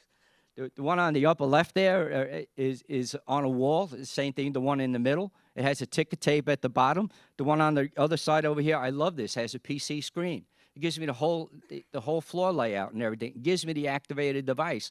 They usually have them in brown, all the devices. When it goes off, it pulsates red. And the one in the center there is a fire command center. Now, some communities I've gone into, big cities, have them. We don't have them in New York City unless you get a variance. But the whole idea is that you have to know what you're going into, where these are. Some of the command centers I found in the basement of an open atrium area with escalators going down. So take a look at what you have and make that work for you. And every building you go into, you might have something different. On the fire command centers in the IBC and the IFC, we put in a code that if you put these in, they have to be 10 by 20. All right. What I like about fire command centers, that staff chief that comes in, that person now has a room to concentrate on. The ambient temperature, listen to me, the ambient noise in lobbies are very high. So what happens when you get this? You get the smoke conditions in the lobby itself. So here's a job in Chicago last year, and this poor gentleman, lieutenant, made the supreme sacrifice. He went up to the 27th floor, was working on the fire floor, and the elevators went out right away, so they had to walk up the whole thing, worked on the fire floor, took a break, and was coming down and died on the 11th floor going down. So this is given to me by Captain Jimmy Davis that I deal with a lot up there. So here's the condition of the lobby, all right, under normal conditions. This is what happens when it gets full with smoke. Look at the fire command center. Who's making calls there? How are we talking to the people in the building to tell them to shelter in place until the firefighters get there? And if you have an extreme emergency, call 911, tell them what the issue is. So here's something that Jerry and I do with Sean. I'll talk first about fire command centers. Hello, my name is Jack Murphy. I currently serve as the chairman of the New York City High-Rise Fire Safety Directors Association. Today, along with FDNY retired battalion chief Jerry Tracy, we will be presenting a high-rise fire command center training video for the IFF membership and the fire service. This training will include response support features at the fire command center and operation protocols of the fire alarm panel and smoke control panel. First, let's start with the Fire Command Center. For this training, we'll be concentrating on an office occupancy. The Fire Command Center occupancy may be posted by a Fire Life Safety Director or an unintended post until the fire department arrives. The Fire Command Center main purpose is to display fire alarm activations at the panel and provide emergency voice communications to the occupants along with other key features such as an elevator control panel, a firefighter smoke control station with HVAC display for purging and pressurizing the system that can be controlled manually. Fire command locations may be behind the concierge desk, as seen here, on the wall, in the lobby, off to a room, or a room in the basement. A fire code requirement for construction in new buildings will call for a minimum fire command center of 200 square feet. To assist the fire department in response at the Fire Command Center, the fire office should be aware of building support features, such as a set of keys for fireman service and independent mode operations, door access keys for all doors in the building, schematic floor plans for layouts on each floor, riser diagrams for sprinklers, standpipes, plumbing, electrical, HVAC zones. Also has a manual override switch for central station. Other features at the Fire Command Center is a set of building information cards. This was passed in the codes in 2012. This is a requirement to have a two-sided card, 11 by 17, consisting of a building floor map, vertical risers showing the stairs, elevators, HVAC zones on one side, and a more detailed information on the other. When the fire department arrives, they should look at this side of the card showing the floor plan map. This way they can employ troop, what stair goes to the roof, what goes to the basement, who has a standpipe, what is a fire tower. These are what we call QAPs. They can be read in within 30 to 60 seconds. QAPs are quick access plans. They're being taught at the National Fire Academy in the command and control class. We also recommend to have 3 sets of these cards, hard copies, at the Fire Command Center. One for the lobby operations chief, one for the fire sector supervisor, and one for the fire safety director. Also available at the Fire Command Center could be a re-entry override switch for stairwell doors, emergency generator panel, security cameras that give your eyes on the floor, and if there is a garage or gas utility present, a carbon monoxide signal that may be provided at the panel. Also, if the fire department has problems with transmission of radios, the International Fire Code, Chapter 5, emergency radio coverage for existing buildings can access you to work with building management. Also, building management, I recommend to have 4 or 6 radios readily available if they have a coaxial cable in their building. Fire alarm systems have various manufacturers, and panel control button locations will vary from one manufacturer to another. Fire alarm systems have a primary and secondary power supply. The primary source is dedicated to the building electrical circuit, and the secondary source is the panel backup battery in the panel itself. And if available, it may also be connected to the building emergency generator system. An industry fire alarm system standard panel, while not in writing, has an average life cycle of 15 years. An effective building fire alarm system preventive maintenance program is key to reducing unwarranted and unnecessary alarms. Fire alarm system panel sections, such as the alarm signal here, results from a manual or an automatic detection of a fire condition in the building. An alarm activation section for the first due officer verifies that device along with a time element. For example, 15th floor, room 1504, duct detector, 1424 hours. The next one down is a signal supervisory, gives an abnormal condition for fire suppression equipment that should be investigated. An example, floor 17, sprinkler tamper switch. A trouble signal indicates a monitoring circuit system failure or a component. An example, floors 20 to 25, fire alarm circuit, which is a loop that is down. The fire control panel, which operates fire shutdown, dampers, stair pressurization, controls will be discussed later in more detail by Chief Tracy. The fire alarm broadcast system has 2 capabilities, a 2-way voice or a 1-way voice system. Let's first focus on a 2-way voice communication system with a professional fire life safety director on duty.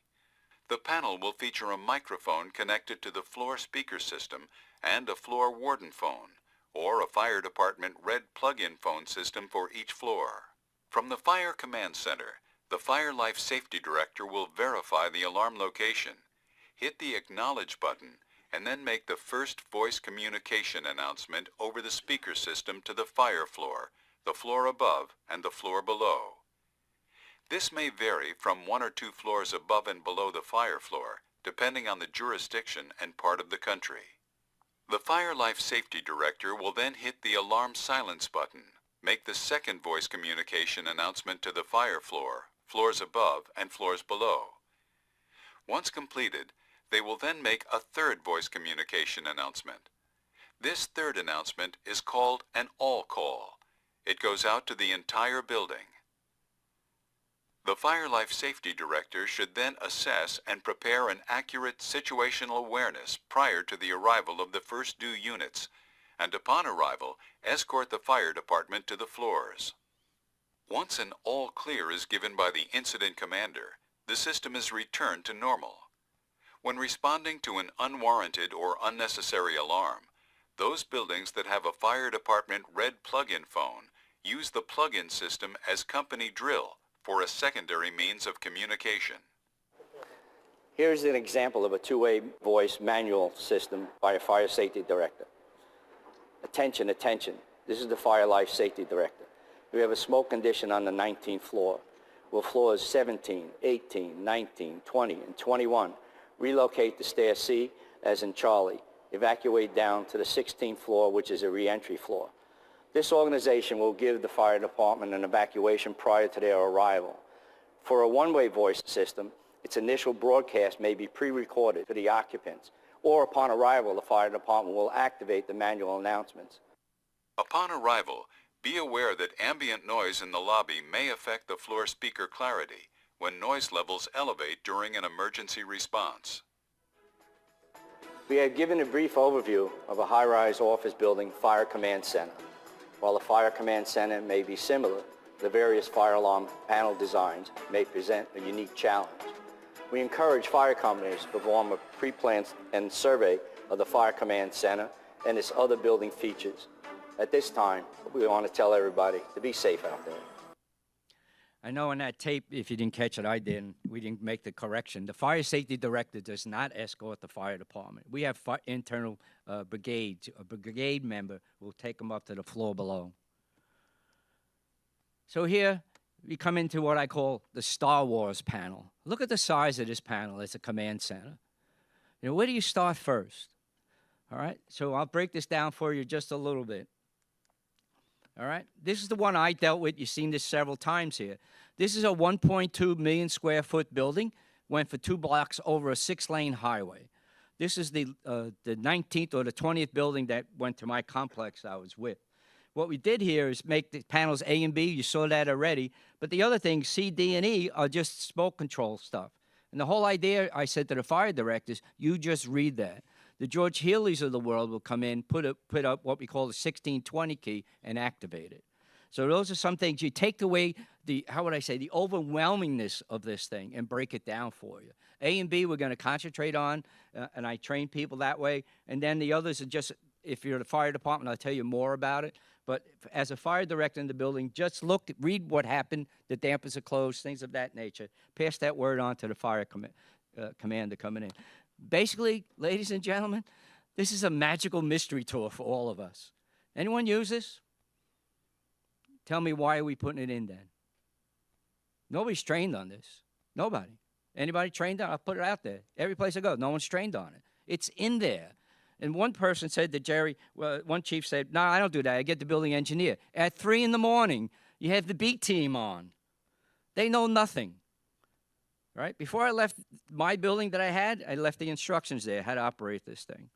All right? So the idea, if you have this out there, it behooves you to go into the building and tell them, ask them to have the fire alarm company tell you how to operate it.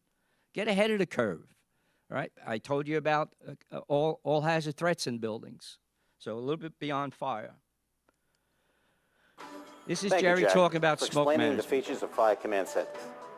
Jack made mention that the fire alarm system panels will have a section, a panel, that will indicate the status of the heating, ventilation, and air conditioning systems, referred to as the HVAC system. This section will also have the feature to remotely control the air dampers and fans that supply and exhaust air and/or smoke from the fire floor, area, or zone. New systems will comply with NFPA 72 as a firefighter smoke control station. Smoke is the greatest danger to life safety in all types of structures, but especially so in high-rise buildings due to their height, numerous vertical shafts, open volumes, and the complexity of air movement within these buildings. Every type of high-rise structure is subject to air movement due to pressure differences from stack effect, HVAC systems, and the wind. Within the building, warm air will expand and become less dense and rise, where cooler, more dense air will descend to the lower levels of the structure, and that airflow is known as the stack or chimney effect. HVAC systems move conditioned air throughout the building, through a complex series of flow paths that vary in uniform pressures that can in turn impact airflow. Wind, in turn, can create pressure differences that will have the potential to dominate airflow within a high-rise. Under fire conditions, heated smoke will also create pressure differences that will result in smoke flow to other spaces, existing voids, and vertical shafts.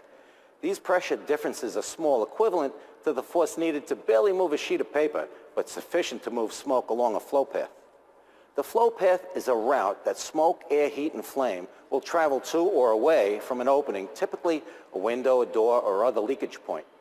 Smoke movement and control within the possible flow paths is therefore of primary importance to managing tactical outcomes and overall strategic objectives of an incident. Both active and passive fire protection systems are used for smoke movement and control in high-rise. Passive systems are built into the physical design, which includes such elements as compartmentation, smoke stop barriers, fire-rated walls and doors. The integrity of these features must be trusted that they have not been compromised by renovations or new installation work. Active systems function to limit and influence smoke movement within a building through the use of mechanical fans to provide airflow and pressurization. The high-rise office buildings in your jurisdiction may have been designed with an HVAC system that complies with the International Building Code or the local code, your local code. These codes generally refer to the standards set forth by the National Fire Protection Association. An important distinction between codes and standards is that codes, they tell us when and where something is required, while a standard tells us how it is designed, installed, tested, and maintained. NFPA 92 is a standard that defines how smoke control systems are designed. The systems accomplish containment of smoke to a zone and away from stairs and elevator hoistways with a combination of passive and active systems as required by the local authority having jurisdiction. According to this standard, smoke containment is achieved by maintaining pressure differentials to contain smoke to the zone of origin. These systems are also designed to limit smoke migration and maintain tenable conditions to assist evacuation or relocation of occupants. And finally, systems aid purging or exhausting smoke from individual floors or zones. The panel shown in this system here, it's not complex in that the building is divided into two major zones, one for the lower floors, the lower levels of the building, and one for the upper levels of the building. Here you can see that the indicating lights, the LED lights here, show the system to be in the automatic mode or normal operating mode with an amber light. When a smoke detector, sprinkler water flow alarm is activated, the entire system is designed to shut down the air supply, exhaust, or return, and close all smoke dampers, shuts down globally. Shutdown of this system is a code requirement that refers to NFPA 92. But be aware that fans in parking garages may not be part of this smoke control system, and for that reason, they may not shut down. When an alarm activates and alerts the Alarm Central Station Company, they will notify the local fire department and generate a fire department response. Every fire department will have their own matrix of response to these type alarms. Response can be a single unit to a multi-unit assignment, depending upon the type of building, its occupancy, time of day, and of course the details of the information being received. The first unit to respond after establishing command as part of their size-up will meet with a responsible person, such as the Fire and Life Safety Director, their designee, or seek building supervisory contact information. They will exchange information and review the display status of the alarm panel. The activated detectors or water flow alarm will be displayed, and depending upon the sophistication of the system, such as this one, it will show you the exact location of the detector or alarm on any given floor. In addition, you need to determine the recall of elevators, HVAC system shutdown, and the status of the occupants. That would include any information from the fire wardens, the occupants themselves, and a confirmation if announcements have been made informing the occupants of the alarm and/or instructions to evacuate or remain in place. In addition to our response activities, informing the occupants of an alarm activation or a condition that would require activation is of critical importance of life safety, to life safety, and coordination of operational effectiveness by the incident commander. The officer in command will evaluate all the information available, and should that reveal an actual fire or smoke condition, the incident commander will request the presence or direct communication with the building engineer, who will assist with smoke management and control. And here, the smoke manual activation switch must now be activated to control the function of this system from this panel. In this building, if the fire were to be located in the lower zone, all the display LEDs of the entire system will indicate red to denote full system shutdown, referred to as global shutdown. The building engineer can now control functions of the system according to the incident commander's plan for smoke management and control. That strategy would include confirmation that the mixing dampers of the HVAC processing system are closed. This is to ensure that air and smoke from the return exhaust shafts does not mix with the fresh air supply shafts to all the other zones. Next, the engineer can pressurize with fresh air all the zones other than the confirmed fire zone. This is to create a pressure differential in these other zones, stairwells, or elevator shafts to limit migration of smoke from the fire zone. When the incident commander is assured that the occupants of the building are in a smoke-free area and/or have been evacuated, the incident commander will proceed with the fire safety plan and direct tactical operations to support his or her strategy. When the fire or smoke condition has been confirmed to be under control, the incident commander will inform all units operating on scene, as well as the fire sector supervisor, that the fire zone will be purged or exhausted of smoke. As a safety measure, many departments will have those units on the fire in the fire sector leave the floor and/or locate to a safe area. The engineer can then be instructed to exhaust the floor or zone by activating return fans and opening the return dampers. This will purge smoke to the exterior of the building. Once the system has been activated in the exhaust mode, the fire sector supervisor can report any adverse conditions created by the exhaust airflow and if it's effectively clearing the space of smoke. It's important to understand the difference between fire dampers, smoke dampers, or combination smoke-fire dampers. Fire dampers will be located where the system penetrates fire-rated walls, barriers, or floors. The primary function of a fire damper is to prevent the passage of flame from one side of a fire-rated separation to the other. They close upon fluxing or vaporizing of a fusible link. There are combination fire and smoke dampers that close electrically and can be opened remotely, but those with fusible links must be opened manually. Smoke dampers, on the other hand, are designed to resist the passage of air and smoke. They are controlled pneumatically or electronically and will close upon the detection of smoke. They can be controlled remotely here at the Fire Command Center or at the building engineer's primary controls for the HVAC system.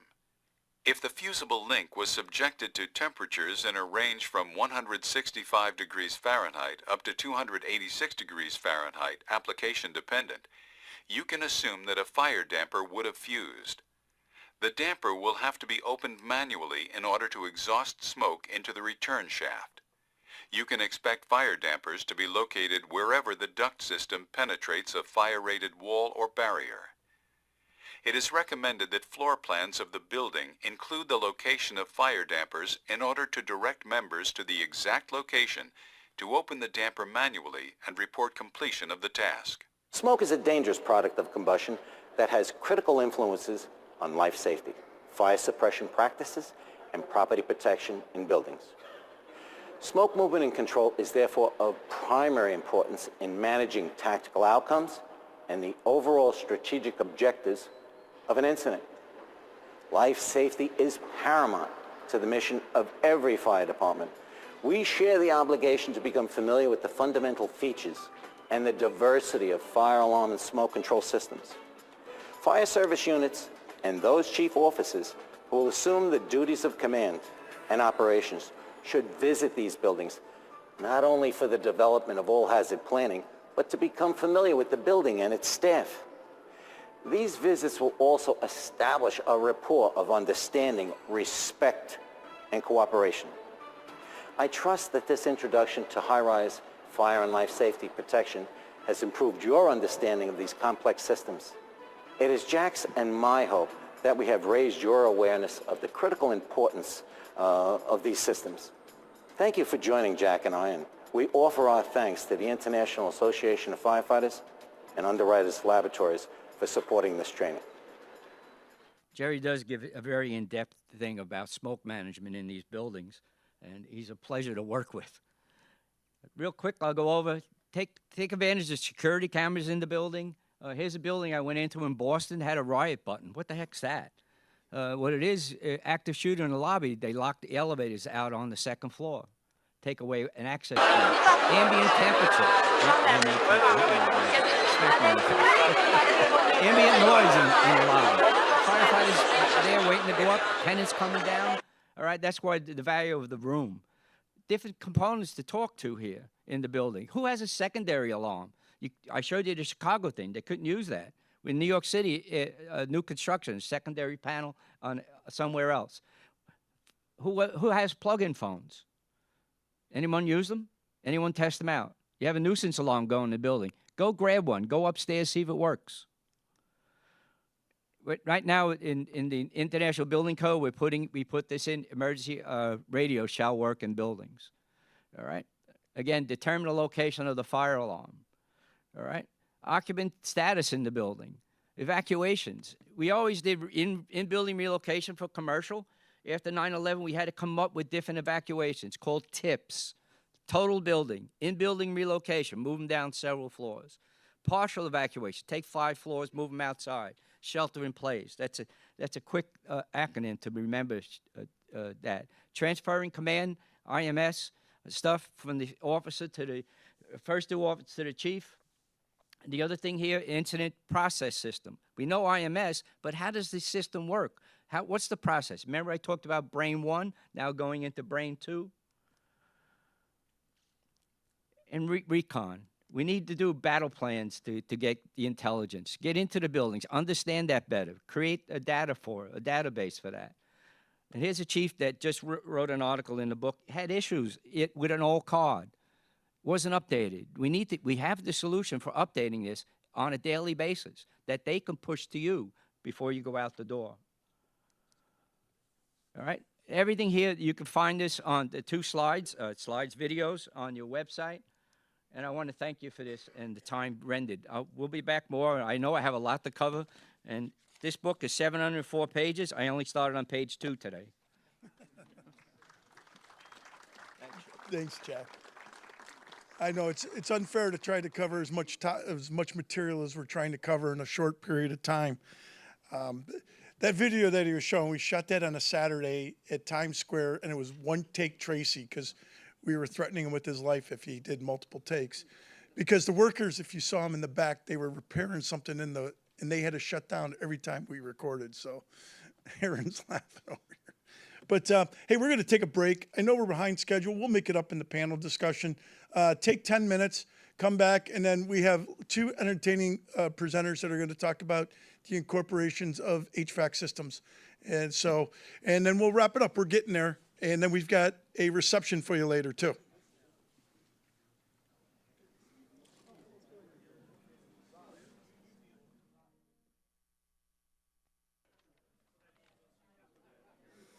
So here we go. We're in the home stretch. Remember, tomorrow we're going to talk about mass timber buildings. We do have one on West 25th Street. So they are in our area. We're going to talk about the code requirements that we were recently able to get in, some of the testing that went behind that, some of the testing from UL on the fire stopping, which was a major challenge, and also firefighter personal protective equipment. We have some of the most renowned speakers. Neil McMillan from the IFF will be here. Neil's our primary representative. He's going to talk about the testing. He's going to talk about PFAS. He's going to talk about why we have that position in the IFF and the importance of it. And we have Mick and David from Australia who's going to give an Australian perspective on that. So we have a lot of information tomorrow. So tell people, show up. We have a reception tonight. I'll give you the location in a little bit because I really want to get to our next 2 speakers, James Perot and Chris Collier. He's going to start talking about some changes in the HVAC systems and some of changes specifically to the refrigerants. If you see me convulsing over here, it's just because of my recent experience with that industry and the PTSD that comes with it. But without further ado, 2 members of the FDNY, James Perot and Chris Collier. You promised me that stool. Thank you to the IAFF for putting this event on and for having us. It's a privilege to be a part of a speaker lineup like this. HVAC and high-rise operations is a super broad topic that we could probably spend a day or two on. And we have 30 minutes, and we're well aware that we're the last thing standing between you guys and this reception he keeps talking about. See that? So we're just going to hit on a couple things. We're going to hit on central plants versus package units in high-rise buildings. Very, very briefly on smoke control systems, especially since Jack helped us make up some ground on that topic. And like Sean said, the new refrigerants that are coming out. So just to introduce ourselves, I'm Chris Collier. I'm a lieutenant in Ladder Company 7 on the east side of Manhattan. I was previously a lieutenant in Engine 16, which is in the same firehouse with Ladder 7. Jimmy and I worked together in Squad 61 in the Bronx. I started my career in the FDNY in Ladder 49 right by Yankee Stadium. I'm a member of the FDNY's IMT. I was an instructor at our probationary firefighter school and the technical rescue school.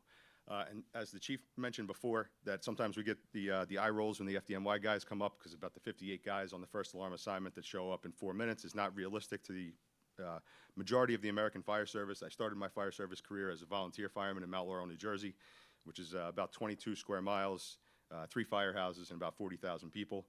And I also worked paid part-time for the City of Wildwood Fire Department, which is 1.5 square miles, about 5,000 people year-round. And in the summertime, it can be easily 10 times that on a weekend. So hopefully, whether it's in the panel discussion or at this reception later when we're talking, I can hopefully relate to wherever you're from or whatever manpower situation you guys work in. Jimmy? So my name is Jim Perot. I'm currently a lieutenant in Ladder 46 in the Bronx. Before that, I was in Squad 61, 18 truck, and Engine 160. Before I got on the job, I was an operating engineer. The operating engineers are who run the HVAC systems in buildings, all mechanical components in it, and all emergencies that happen in a building we're responsible for. While I was on the job, I went back, I got my license to run these chillers, which is the Q1 and the Q99. You need like 200 hours of classroom time to even sit and take this test, and you have to have an additional license, which is the EPA, 608, just to sit and take this test. It's a 2-day test. You got to sit through a written test and then a practical test on multiple different chillers, get refrigerant out, supply refrigerant, emergency shutdowns, and stuff like that. So I'm well versed in both the fire department side responding and what the engineers are looking for from the fire department when we get there.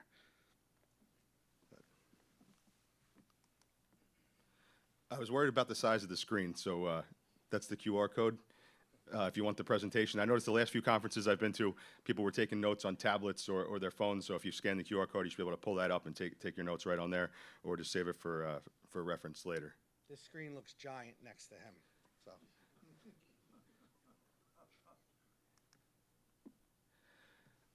So on the topic of HVAC, on the left there we have a rooftop unit, and you can see the duct all the way to your left is the return air duct that's going to bring air from the space back to the machine. It's going to mix with some fresh air from the outside in the machine, be heated or cooled to the appropriate temperature, and then be supplied back to the space or the area via the supplied ductwork that you see on the right-hand side there. On the picture on the right here is a shot of a building management system, or a BMS, that you might see in a high-rise building that is going to run one of the central plants. So on the top left, the room you see there has a return duct coming down to the central plant, and on the other duct on the left side there, I thought we had a pointer, is the supply back to that space. The 2 ducts that you see on the right are the fresh air coming in from the outside and the spill air for the expelled air. So it's going to bring air from that space back through the return ductwork, mix it with whatever quantity of fresh air it's going to bring in from that fresh air duct from the outside, heat it or cool it to the appropriate temperature. Whatever portion of the return air wasn't used in that process will get spilled or exhausted to the outside, and then the conditioned air will go back to the space. And as you saw in Jack's presentation with some of the building information cards, these plants will typically serve a number of floors within these high-rise buildings. And with the package units or with the central plants, with those fresh air intakes, you can redistribute an issue from outside the building into the building, or from one area of the building to another area of the building. If you had a gas leak in one of the rooftop units, they're usually natural gas fed for the heating. You could have a gas leak on the roof picked up by the return air ductwork, piped through the machine, and then redistributed inside the building. You're chasing around a gas leak that's actually outside the building, in or near one of those units. And as Jack alluded to, in the modern days with chemical attacks and things like that, in the high-rise buildings with the central plants, they can shut those outside air intakes so that they're just recirculating return air from inside the building if anything's going on outside that they want to keep outside. One thing to keep in mind with these systems, that unless it has a manual mode or it's specifically designed to be able to move smoke, these are to air condition and heat air, not necessarily to exhaust smoke after a fire. Some of them do have a manual mode, like you saw in Jerry's video, where we can use it for that purpose, and some of them do not. And if it doesn't, it's going to be shut down by various activations of the fire alarm system or the sprinkler system, and we're going to have to convert it to a manual mode, or you may need a building engineer to actually take certain parts of the fire alarm system offline, because they won't restart the fans until the systems are reset. And that's not something we're generally going to be able to do on our own unless it has a designated override feature for the fire department to use. Jack hit the purge and smoke control systems pretty good, so we can make up a little time on this one. On the far left there, you see a panel that has the blue lines. Those are stairwell pressurization systems, and those are automatically operated in this particular system. The red lines you see, those are exhaust or purge systems for the different areas of the building, and those are manually operated. You have to select which area of the building you wanted to purge or exhaust at any given time with those switches. The example you see in the middle, that's a much more modern system. And I actually like the way it says post-fire smoke purge riser panel, because specifically with the fire area, we're definitely not going to be activating these systems until the fire is under control, and that's going to be coordinated through the incident commander like any ventilation in a high-rise building. We've never known more about fire dynamics, intake and exhaust and flow and all that than we do now, and you could definitely create some adverse effects by activating these systems, improperly or at the incorrect time. So all that needs to be, highly coordinated with the incident commander and hopefully the building engineers. And you'll see the panel on the right is what we see the most often right now. In New York City, the manual override to be able to operate any of these things is uses our 1620 key, which is the same as we use to recall all the elevators. So this is what's commonly out there right now. The legacy version is all the way on the left, and what you have there in the middle is what you're going to be seeing more commonly in the future. Jimmy? So everyone's got to keep in mind, when you walk into a building, the last thing the engineer wants you guys to do is start walking around, shutting things off and turning things on. If you turn the wrong fan off, you're going to throw everything out of whack. So you have to grab an engineer. The only way to get proficient in that and get to know these buildings is go out and visit your buildings. Have some kind of relationship with the staff there. They're more inclined to hold your hand and walk you around the building and show you what to shut off and show you what you can turn on, rather than if you just show up and start kicking in doors and shutting things off. Because the cascade effect that you guys could put in motion, it could make a lot more problems. So that being said, if you go to a building and they don't have a panel for you to shut the fans or start the fans, well, you got to ask the engineers, hey, can we purge your building out? Can you purge your building out? Yes. I'm telling you right now, this is not something that you can just walk up in a machine room and do. A couple of things need to be put in motion. The system is an alarm. The alarm goes through the fire command station. You got to think of how everything's wired. The fire command station is like a knife switch. Once that alarm is set off, all the electrical power to these fans and to the mechanical equipment is shut off. So the first step, you got to reset the alarm. Put it, I don't know, whatever your jurisdiction does, you can put it on test, you can put it on bypass, whatever you can do to reset the panel to get the electrical flow going back again. All right, we got that set. So what's the next thing? The fans. You have to go to a lot of these fans and actually reset them. It's not something that we could just flip a switch, go hand off auto. A lot of the fans are now in fault. You have to have an engineer. He has to reset that fan, and then you could put it in motion again. The picture on the left, those are the intakes. By law in New York City, and it may vary in other jurisdictions, you have to have a certain amount of outside air to avoid, they call it stale air. If you just have the same air circulating over and over and over, everyone in the building is going to get sick. So by law, you have to have a certain amount of fresh air come in. That's those louvers. What we're doing is you're cutting out the mixing portion of everything. Later slides, I'll explain how everything has to mix and cutting them out. But if you notice that slide, that's an intake or a discharge.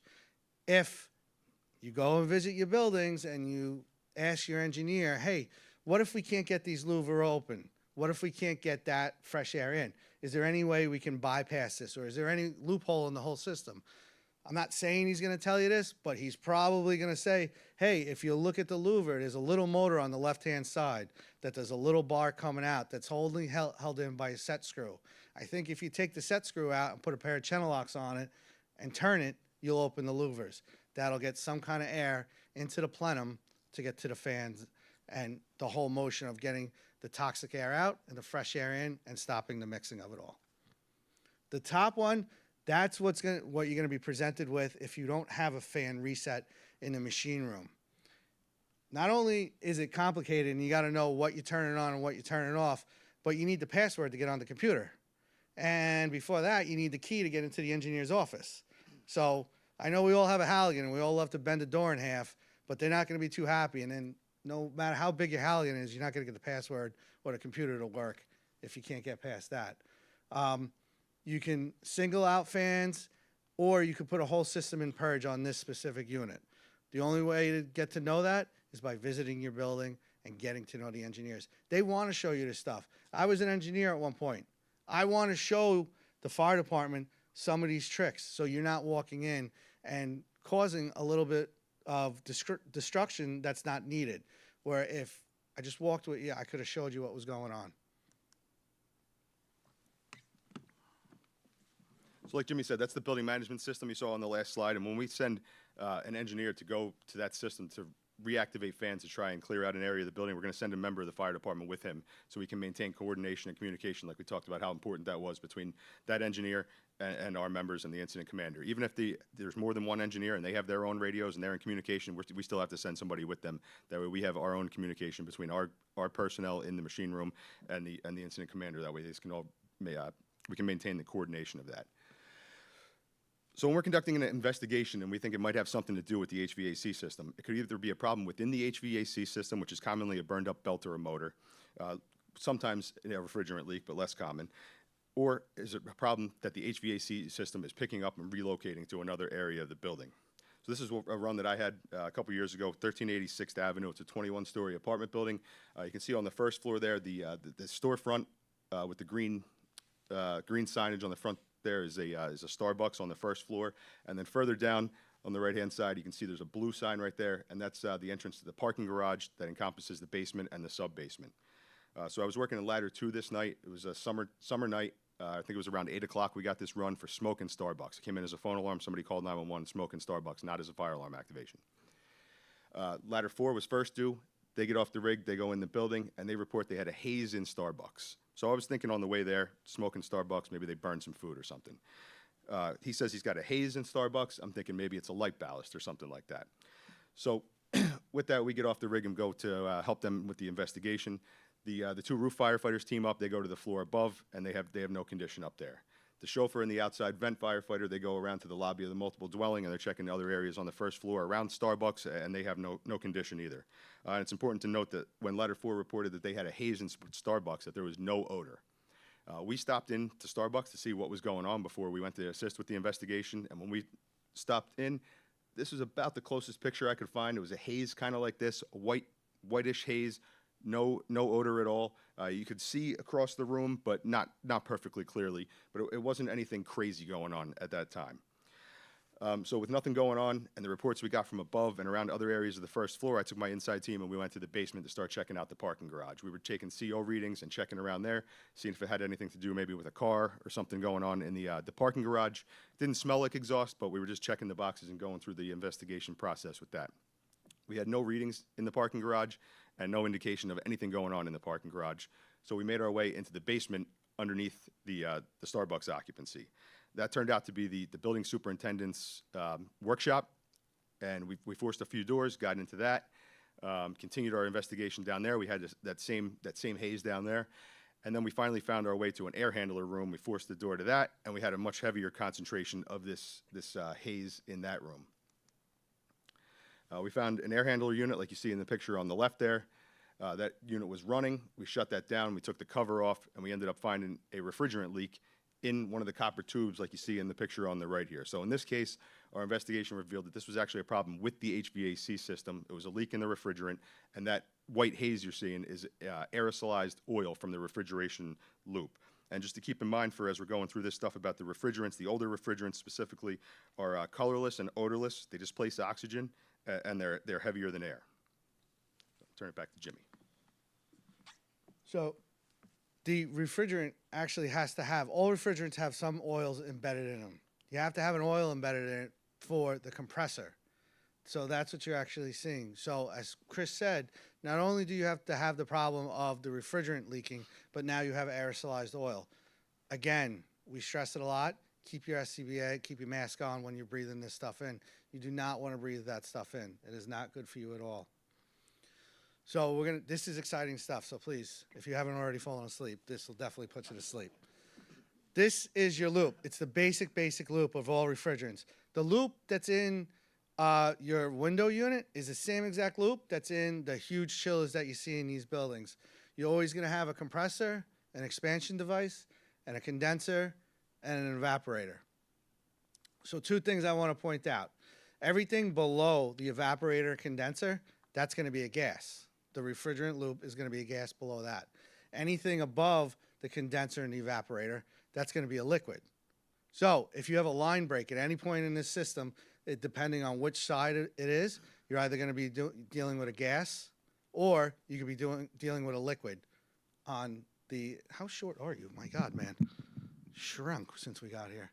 So you got to keep that in mind when you're dealing with this, because if you get the liquid on you, you're going to get frostbite. If you're in the gas, well, you're going to be walking around and walking into a plume of gas that could steadily get worse.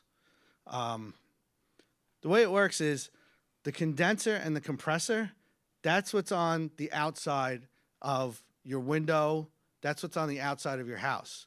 That's the big thing that's on the side of your house. If you have a fan and you feel the heat coming off that's the heat that's being expelled from the refrigerant. The evaporator and the metering device, that's what's on the front of your air conditioners, your windows. If you put your hand in front of the exhaust coming out of that, that's cold. What it is all it does is take the existing air in a room and loops it over and over and over. So the loop will get it down, we'll say 2 degrees. That same air then recirculates around the room, goes over the coil again, gets colder and colder and colder. So you're not actually drawing in outside air. It's the same air that's being looped over and over. The thing is, when you get to the large systems, you have to have outside air, because you have all these people in the room with all the colds and stuff like that. You have to be diluted from the outside to prevent stale air. So what we have now is the bottom picture on the right. That's a rooftop unit. That does your heating and your air conditioning. When you are faced with one of these, say you pull up to a building and you're walking around and you smell natural gas, and there's nothing cooking, the hot water heater's not that, you might have to look up. Because if there's a natural gas leak in this, now that's distributed throughout the whole building in the complex layout of all the ducts and stuff like that. So depending on your jurisdiction, it may be in your best interest, while everyone's walking around the main area looking for this leak, send the roof guy up to the roof. He may be able to point out one of these things is misfiring or not properly working. The thing on the top, those are called cassette systems. They are getting put in now, mini splits and smaller units. What you can do, what you got to keep in mind with that is those are installed in drop ceilings. If you notice that picture, the left side, the 2 insulated black pipes, those are refrigeration pipes coming out of there. So now when we're walking around a store, we're overhauling, we're pulling the ceiling down, or we're just popping the ceiling tiles out of the way, you pop one of those and you break them, now we have a refrigeration leak. The picture on the left, we call that supplemental air. If you have your main chiller in a building, right, then you have the IT rooms or the special rooms that need just a little bit more air conditioning. What they do is they install those. That's pretty much the same thing that's in your house. You'll see the filter in the front. That's the return. That's what the air is getting sucked in, and then it's getting distributed out of the top. On the bottom of that system, you'll see the 2 white pipes coming out. You're like, oh, it's water cooled. It is water cooled, but within that is the refrigerant. The refrigerant is in that machine. What they do is they make a coil. It looks like a beehive, kind of coiled up, and then they take the water pipes and coil it in the opposite direction. So when the water comes in from the building, the heat gets drawn out to the water and gets sent out to the cooling towers. So if you have a fire in that type of room, don't automatically think it's not a refrigeration leak, because you may have refrigerant within that machine itself. So these are what I used to work on, the big chillers. When you're walking around these things, these are massive, massive things with massive pipes of water coming out. The drives. The drive is what you'll hear in the industry on what propels the compressor. The compressor is the whole heart of the system. That's what you're trying to stop when you go to a refrigeration leak. Once you stop the compressor, that's the heart, you've kind of slowed down the process of the refrigerant. Well, in some of these large machines, you have different ways on how to drive it. This one, you can see, is high voltage electric. So you break a water line, you have a refrigeration leak, you have something else. Not only do you have the refrigeration leak or the water break, but now you have to worry about the guys or the members walking around with all this high voltage electric going on also. This one is steam driven. That is what is your compressor. The compressor in your house is probably like that big. This thing is the size of a Volkswagen Beetle. The steam comes in, goes over the turbines, and that white part in the back, that's what compresses the refrigerant and sends it out. Okay, no big deal. Yeah, but what if you have a steam break? Not only do you have a steam break now, but now you have an asbestos problem. Now you have a refrigeration problem. If the steam's going onto the refrigeration lines, that could cause it to break.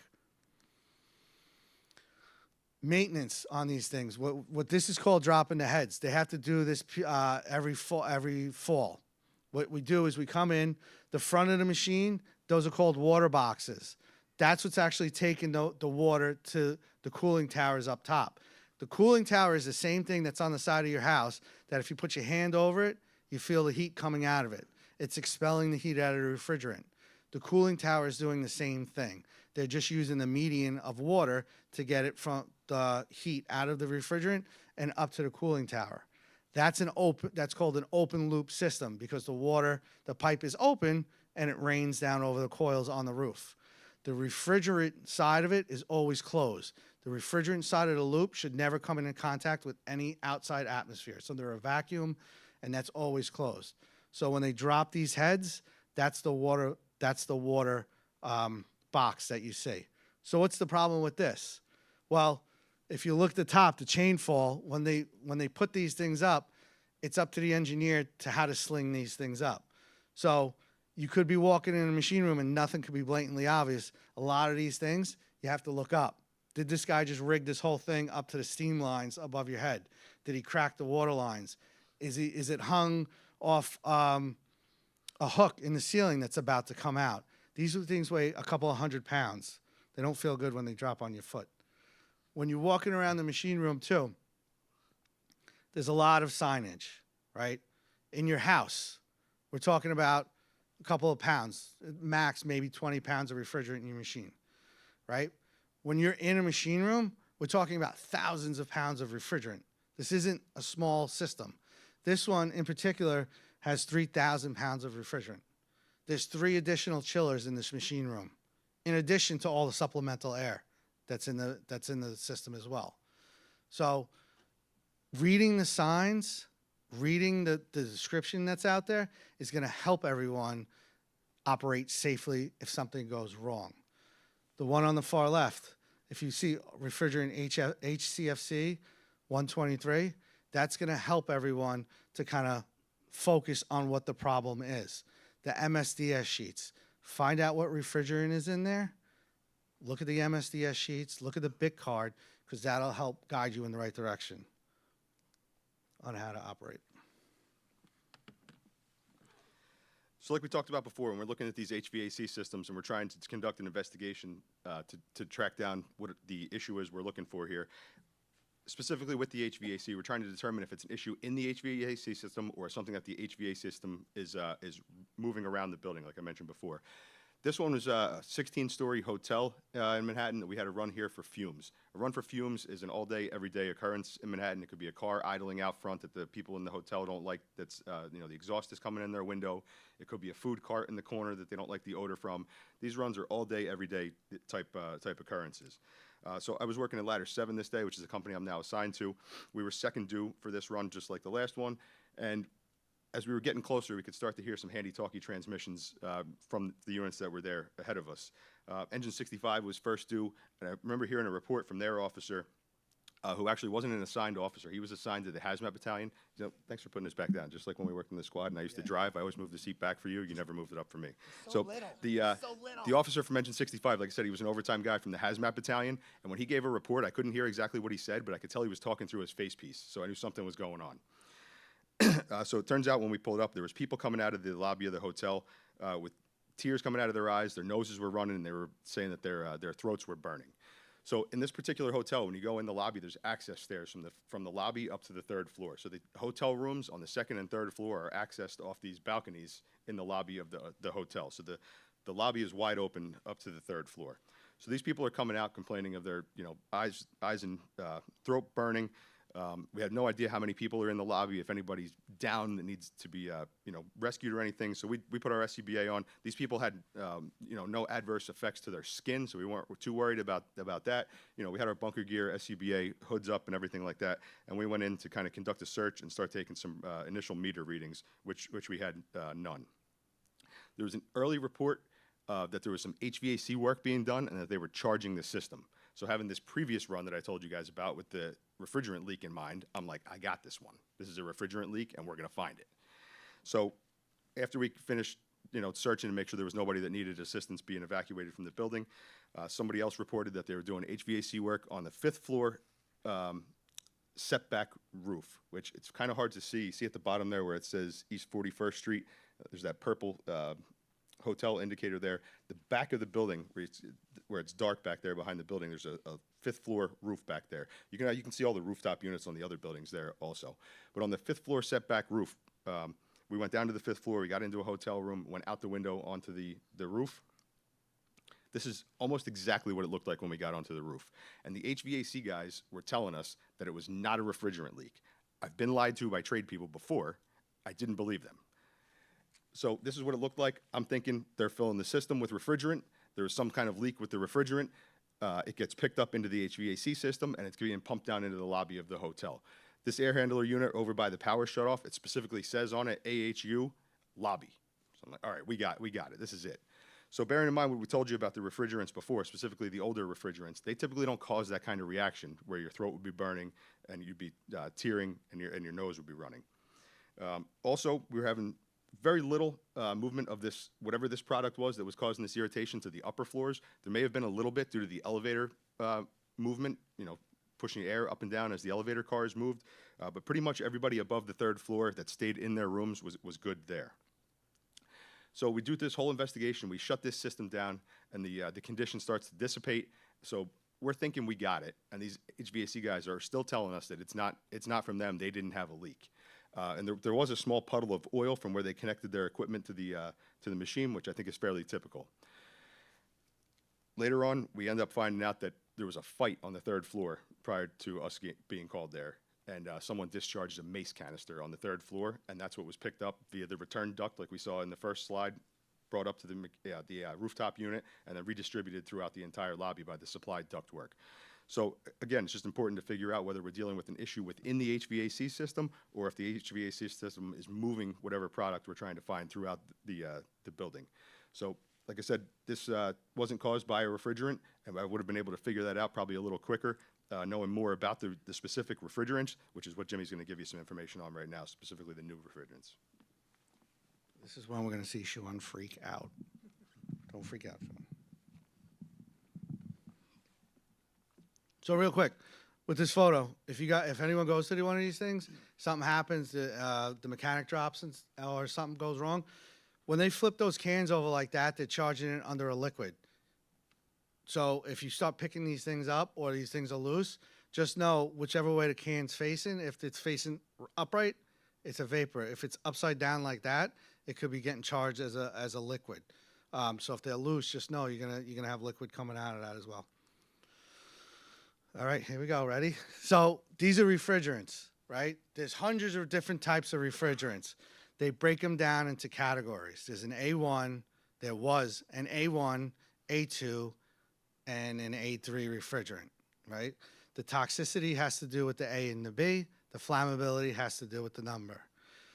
In this field now, you're going to see majority A1 refrigerants. In your home, you're probably going to see 410, which is no flame, you know, relatively safe. Now, due to legislation and a lot of, what is it called, the Conglali or agreement or something like that? Yeah, close enough. So that got passed. You can no longer make some of these refrigerants. So what was the answer to that? They came up with the answer of, well, let's introduce these new A2L refrigerants. These new A2L refrigerants, depending on who you speak in the industry, have their own problems. This is all a green movement. What was non-flammable and toxic is now not toxic, but slightly flammable. We're going to touch on a lot of this stuff. You can see some of the byproducts that are caused by these new refrigerants. One of the things to keep in mind when they burn is it causes a phosgene gas. Also, it causes hydrogen fluoride and a hydrofluoric acid. So you got three things of that. With people overhauling, you know, it burns. Now you wipe your eyes, you start sweating, you got that on you. So, an A3 refrigerant. Who thinks that these aren't out on the market already? Perfect. Good answer, everyone. Everybody wants to get out of here right now. So, 290 is straight propane. You'll see that if you go to Home Depot or Lowe's. Look at refrigerator, little college refrigerators that everyone had in their dorms and stuff like that. They have propane in them. You look in some of the AC units, the window units. They're probably going to say 600. That's isobutane. It's small amounts. There's ounces of this stuff in these refrigerators, these AC units. The problem is, what if you have a store in your first due area that now has hundreds of these things that they're selling, and they all catch on fire in the basement? Yes, one alone is okay, but now you have a whole stockpile of these things all ready to go. And the numbers are something that we need as a industry. We need to start getting accustomed to. There's no way you're going to memorize the numbers. I can't even memorize the numbers. But when we go to these things, we say over the air, hey, we got a refrigeration leak or a Freon leak. Everyone has to get it in their head. That means nothing anymore. A Freon leak means 100 million different things. Be proactive. There's a number that goes along with the Freon or the refrigerant that's in that system. That means something. If I'm standing in a unit that has 410 in it, that's okay, right? It's a Freon leak. It has 410 in it. We can operate in it. If I'm standing and I just go, oh, it's a Freon leak, and someone says, oh, there's 290 in there. Well, everyone's Buffy in the room. Everyone's seen Backdraft, right? Is that before or after you were standing in a lake of gasoline, right? Now you're standing in a lake of gasoline, pretty much, but it's propane. So the numbers mean something. Ammonia. Ammonia is one of the oldest versions of refrigerant. That's something that they use forever. They may be going back to that. There's a push now to go back to A3 refrigerants, which are these things. You have to get it in your head that it's no longer just a refrigeration leak, but the numbers mean something. You have to ask what the numbers are. All right, he's not even paying attention. Good. So these are A2L refrigerants. This is what's being pushed on the market right now, right? There's some debate, slightly flammable, semi-flammable. This is a picture off the Fire Research Institute website. It takes minimal ignition energy, something significant, to light this. Once it lights, it does spread and it does catch on fire. Flame propagation, all those big fancy words are being kicked around. This is the pictures of it. You see it on YouTube, it's painted in one picture. You go on the Fire Institute research website, there's a wonderful program that'll show you this stuff on fire.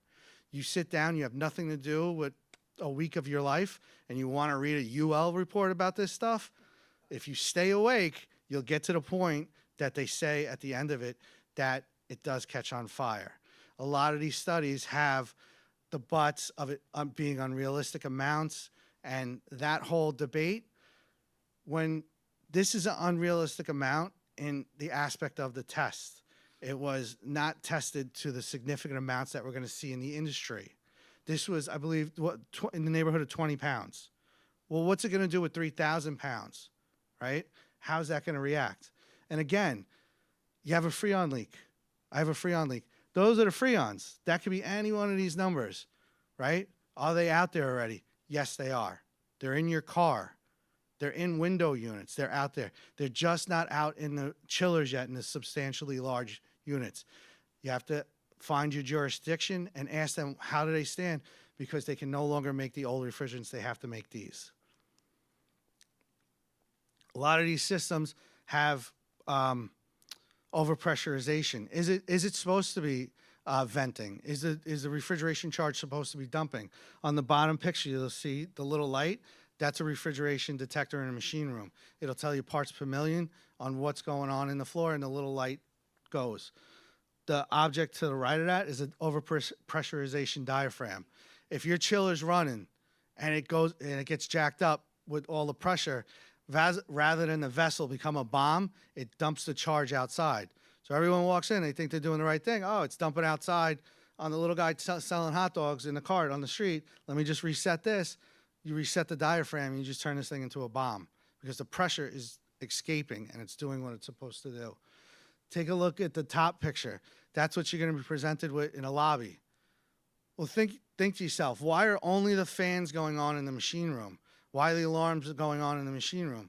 You know, put 2 and 2 together when you're looking at this. No other fan in the building's on, everything off. Just all the emergency lights are going off in the machine room. Well, I don't have smoke showing through the skin, but that's pointing me in a direction that something went wrong. Maybe it's a refrigeration leak. Maybe it's something significant going on up there. People say things don't go wrong with these things. They're too big. You never hear them go wrong, right? They do go wrong.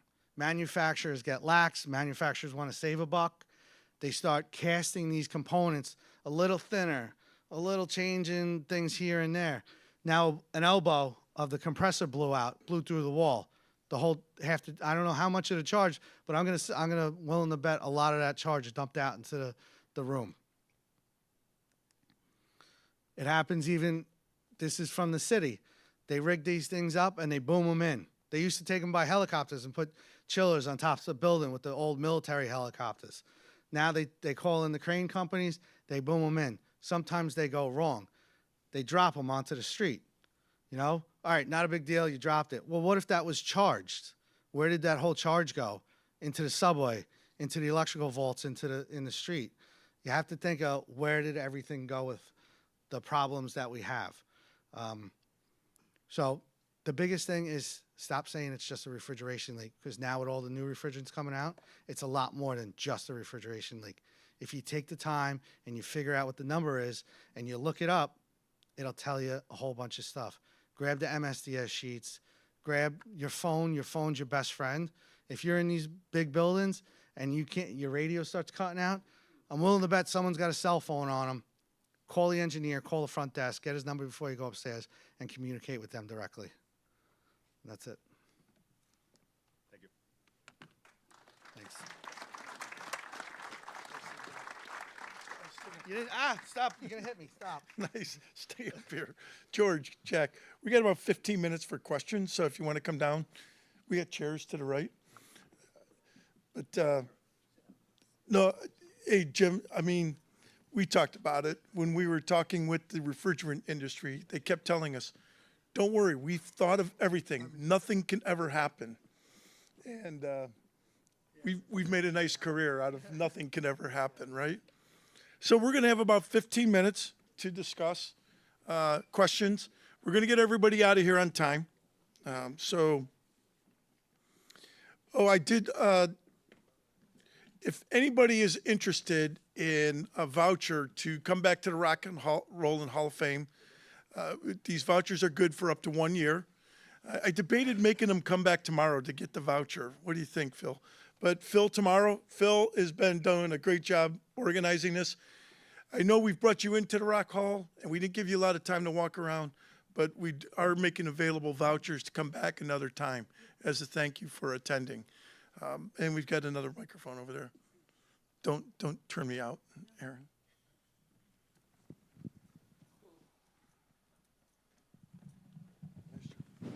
Sean, if I could just echo something that Jim said, just kind of one of those oddball responses we had one night. We had a structural fire in a commercial structure late at night, tightly sealed. It was just, KMG was on the front of it, nondescript, no idea. And I was responding in on a multiple alarm as our safety coordinator.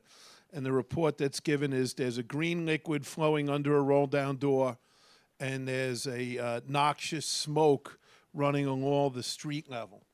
So a little bit daunting as the safety chief coming in, and I take out my emergency response guide, and I'm trying to figure out green liquid and da-da-da. Well, the end of the story is that nondescript building was a warehouse for auto supply repair shops and such, and they had pallets of refrigerant, and it was phosgene gas.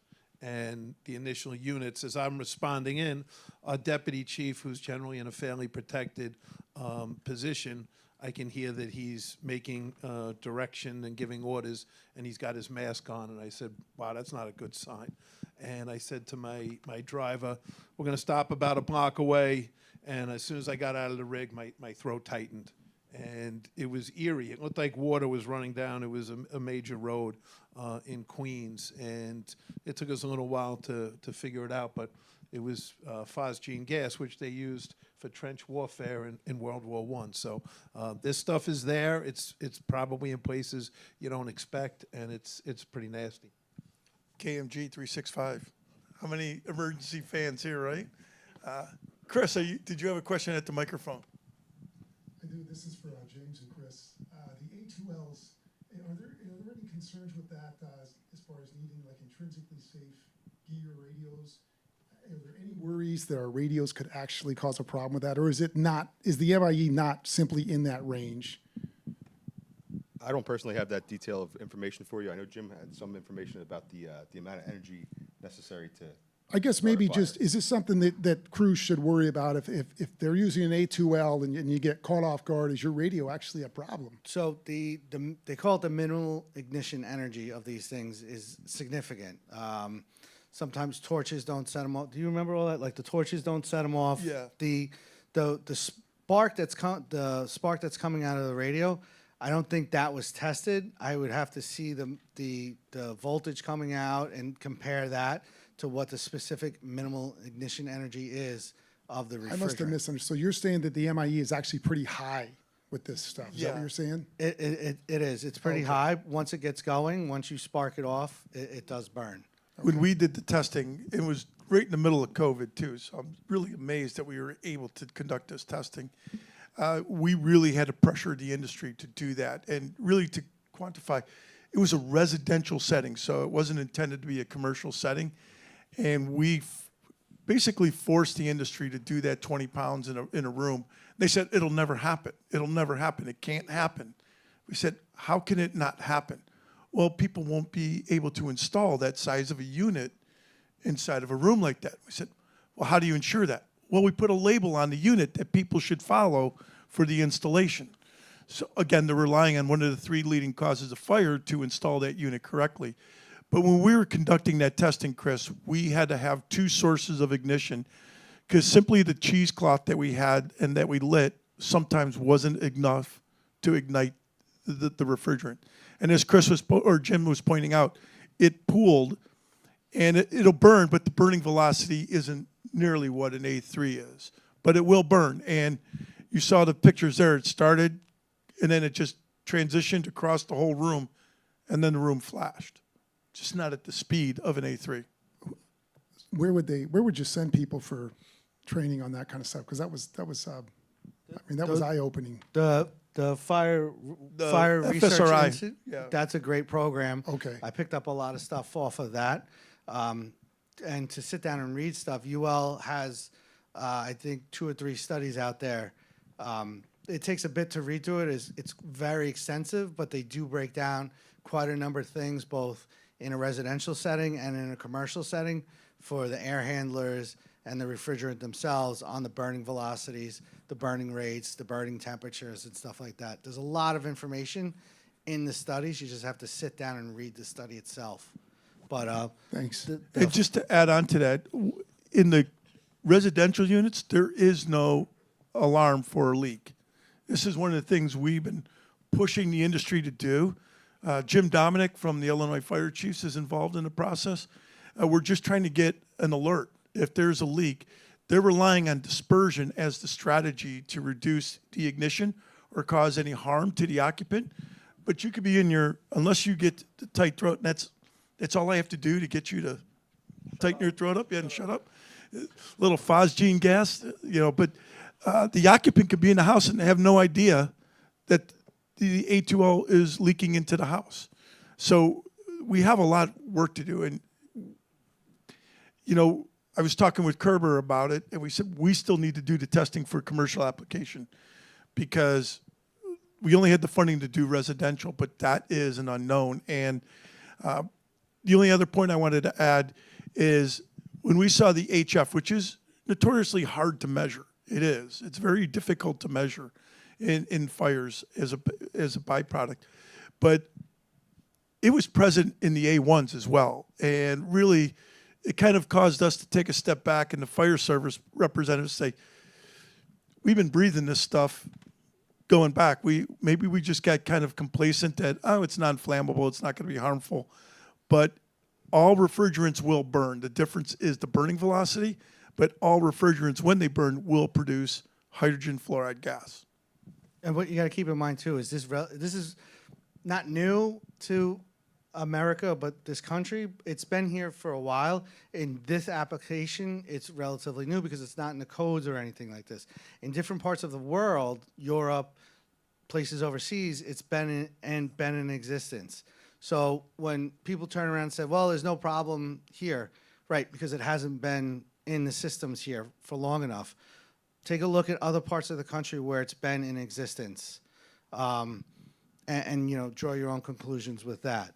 The A3s, that's a different story. That's the propane and isobutane. Go online, Google it. Refrigerator explosions. I just bought, believe it or not, I bought a refrigerator 2 weeks ago. Being a nerd, I looked and see, hey, what refrigerant's in here? It's R600. So me being a rocket scientist, I'm like, let me see if something go wrong with this. Sure enough, refrigerators do explode. It doesn't happen often, but it does happen.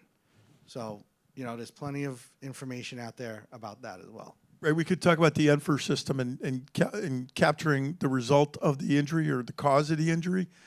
But now that we're aware of it, we're starting to recognize it a little bit more for what it is that A2L in the market. And when you have markets like Australia and New Zealand where they had a hole in the ozone above Australia, so they were this is a very important issue to them in the global warming and or the greenhouse gases. And they have seen a reverse. That hole in the ozone has been repaired. So, there's validity, and I talked about it at the early beginning. We could stand there and say, you're not coming to the market, but we've got to be involved in the research because there are some valid reasons to use different or alternative products. We just have to make sure that they're not causing more harm than what they're trying to solve. And I think Chris mentioned it, but there is a movement. We don't even have A2Ls in the market all the way, and there's a movement to go to A3s. And why? Because the A3s have a very low, if not a zero, GWP, global warming rating.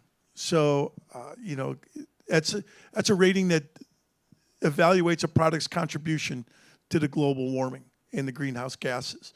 And that is the goal. That's a common goal from the United Nations. I think just to back up to your original question, anytime we're conducting an investigation for an unknown, it's always just a matter of good practice to use intrinsically safe electronics, right? Because we don't know what we're looking for. That's why we're investigating. I think part of the issue with this is a leak secondary to a fire or a fire impingement on one of the systems versus responding to a refrigerant leak where we can kind of be careful to isolate ignition sources from the beginning. Yeah, you don't think about that Yeah, like you window showed unit. The supplemental air unit in the closet off the IT room, that there was a fire in the office or in the IT room that's been impinging on this, and now the system leaks or contributes to the fire when the ignition source is already present. Right. Any other questions? Come on, I know we're lulling you to sleep up here, talking A2L refrigerants. No? Jack, do you have any comments? I know I kind of cut you off early. Bar open? Yeah. So, One thing. Yeah. Jim mentioned before. microphone, especially to people. Yeah. Jim mentioned before when one of our classes, when you have a mixed-use occupancy and you're going in there for these leaks, what do you look for in the retail area? Food store, with all the refrigerators and everything, right? Right, Jim? Yep. It's one of those things too that, you know, just because you're going into like the Walmarts by us now, it's not just Walmart, it's Super Walmart, that they have a whole food section now too. So you may be getting called for a refrigeration leak in a Walmart, and you're like, oh, how bad can it be? But you know, you have all that stuff in retail stores now. So that's something to be aware about. Great. Well, I'm cognizant of the time, and we do have a reception starting at 5 o'clock at Camino's. I think Jake Konis mentioned Paul Mitzak in the opening. It's actually Paul Mitzak's place. So it's on West 9th. If you go over to West 9th, it's right by the grocery store. It's on the west side of West 9th. If you're familiar where the map room is, it's right across the street. Phil, do you want to comment on any of the top? Again, thanks to Phil tomorrow for all his work putting this together. Tom Flam, and also Aaron Hart, who we'd be lost without Aaron. But and do you have any particulars on the reception you want to mention? We have a whole separate room there, but I can't remember where it is. Just tell me you're there for the firefighters event, and they'll direct you. Okay, We'll we have some see- appetizers and cash bar and stuff there. Okay. Any other questions before we wrap up? Thank you to the Hall of Fame staff. This has been an outstanding first day. Just a co-branding opportunity. Like I said, we moved it to the week so we could have it here. We thought this was a unique opportunity. We have tomorrow Mass Timber Buildings. We're going to talk about the fire testing to it. We're going to talk about some of the strategies that we were able to incorporate into the code, which is awfully important for us as a fire service perspective. It never would have happened if we hadn't participated. And also PPE.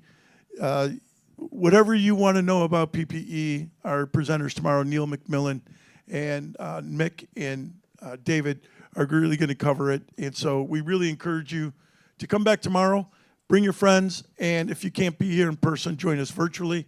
And without further ado, thank you very much, and we'll see you at Camino's. And those in uniform, change.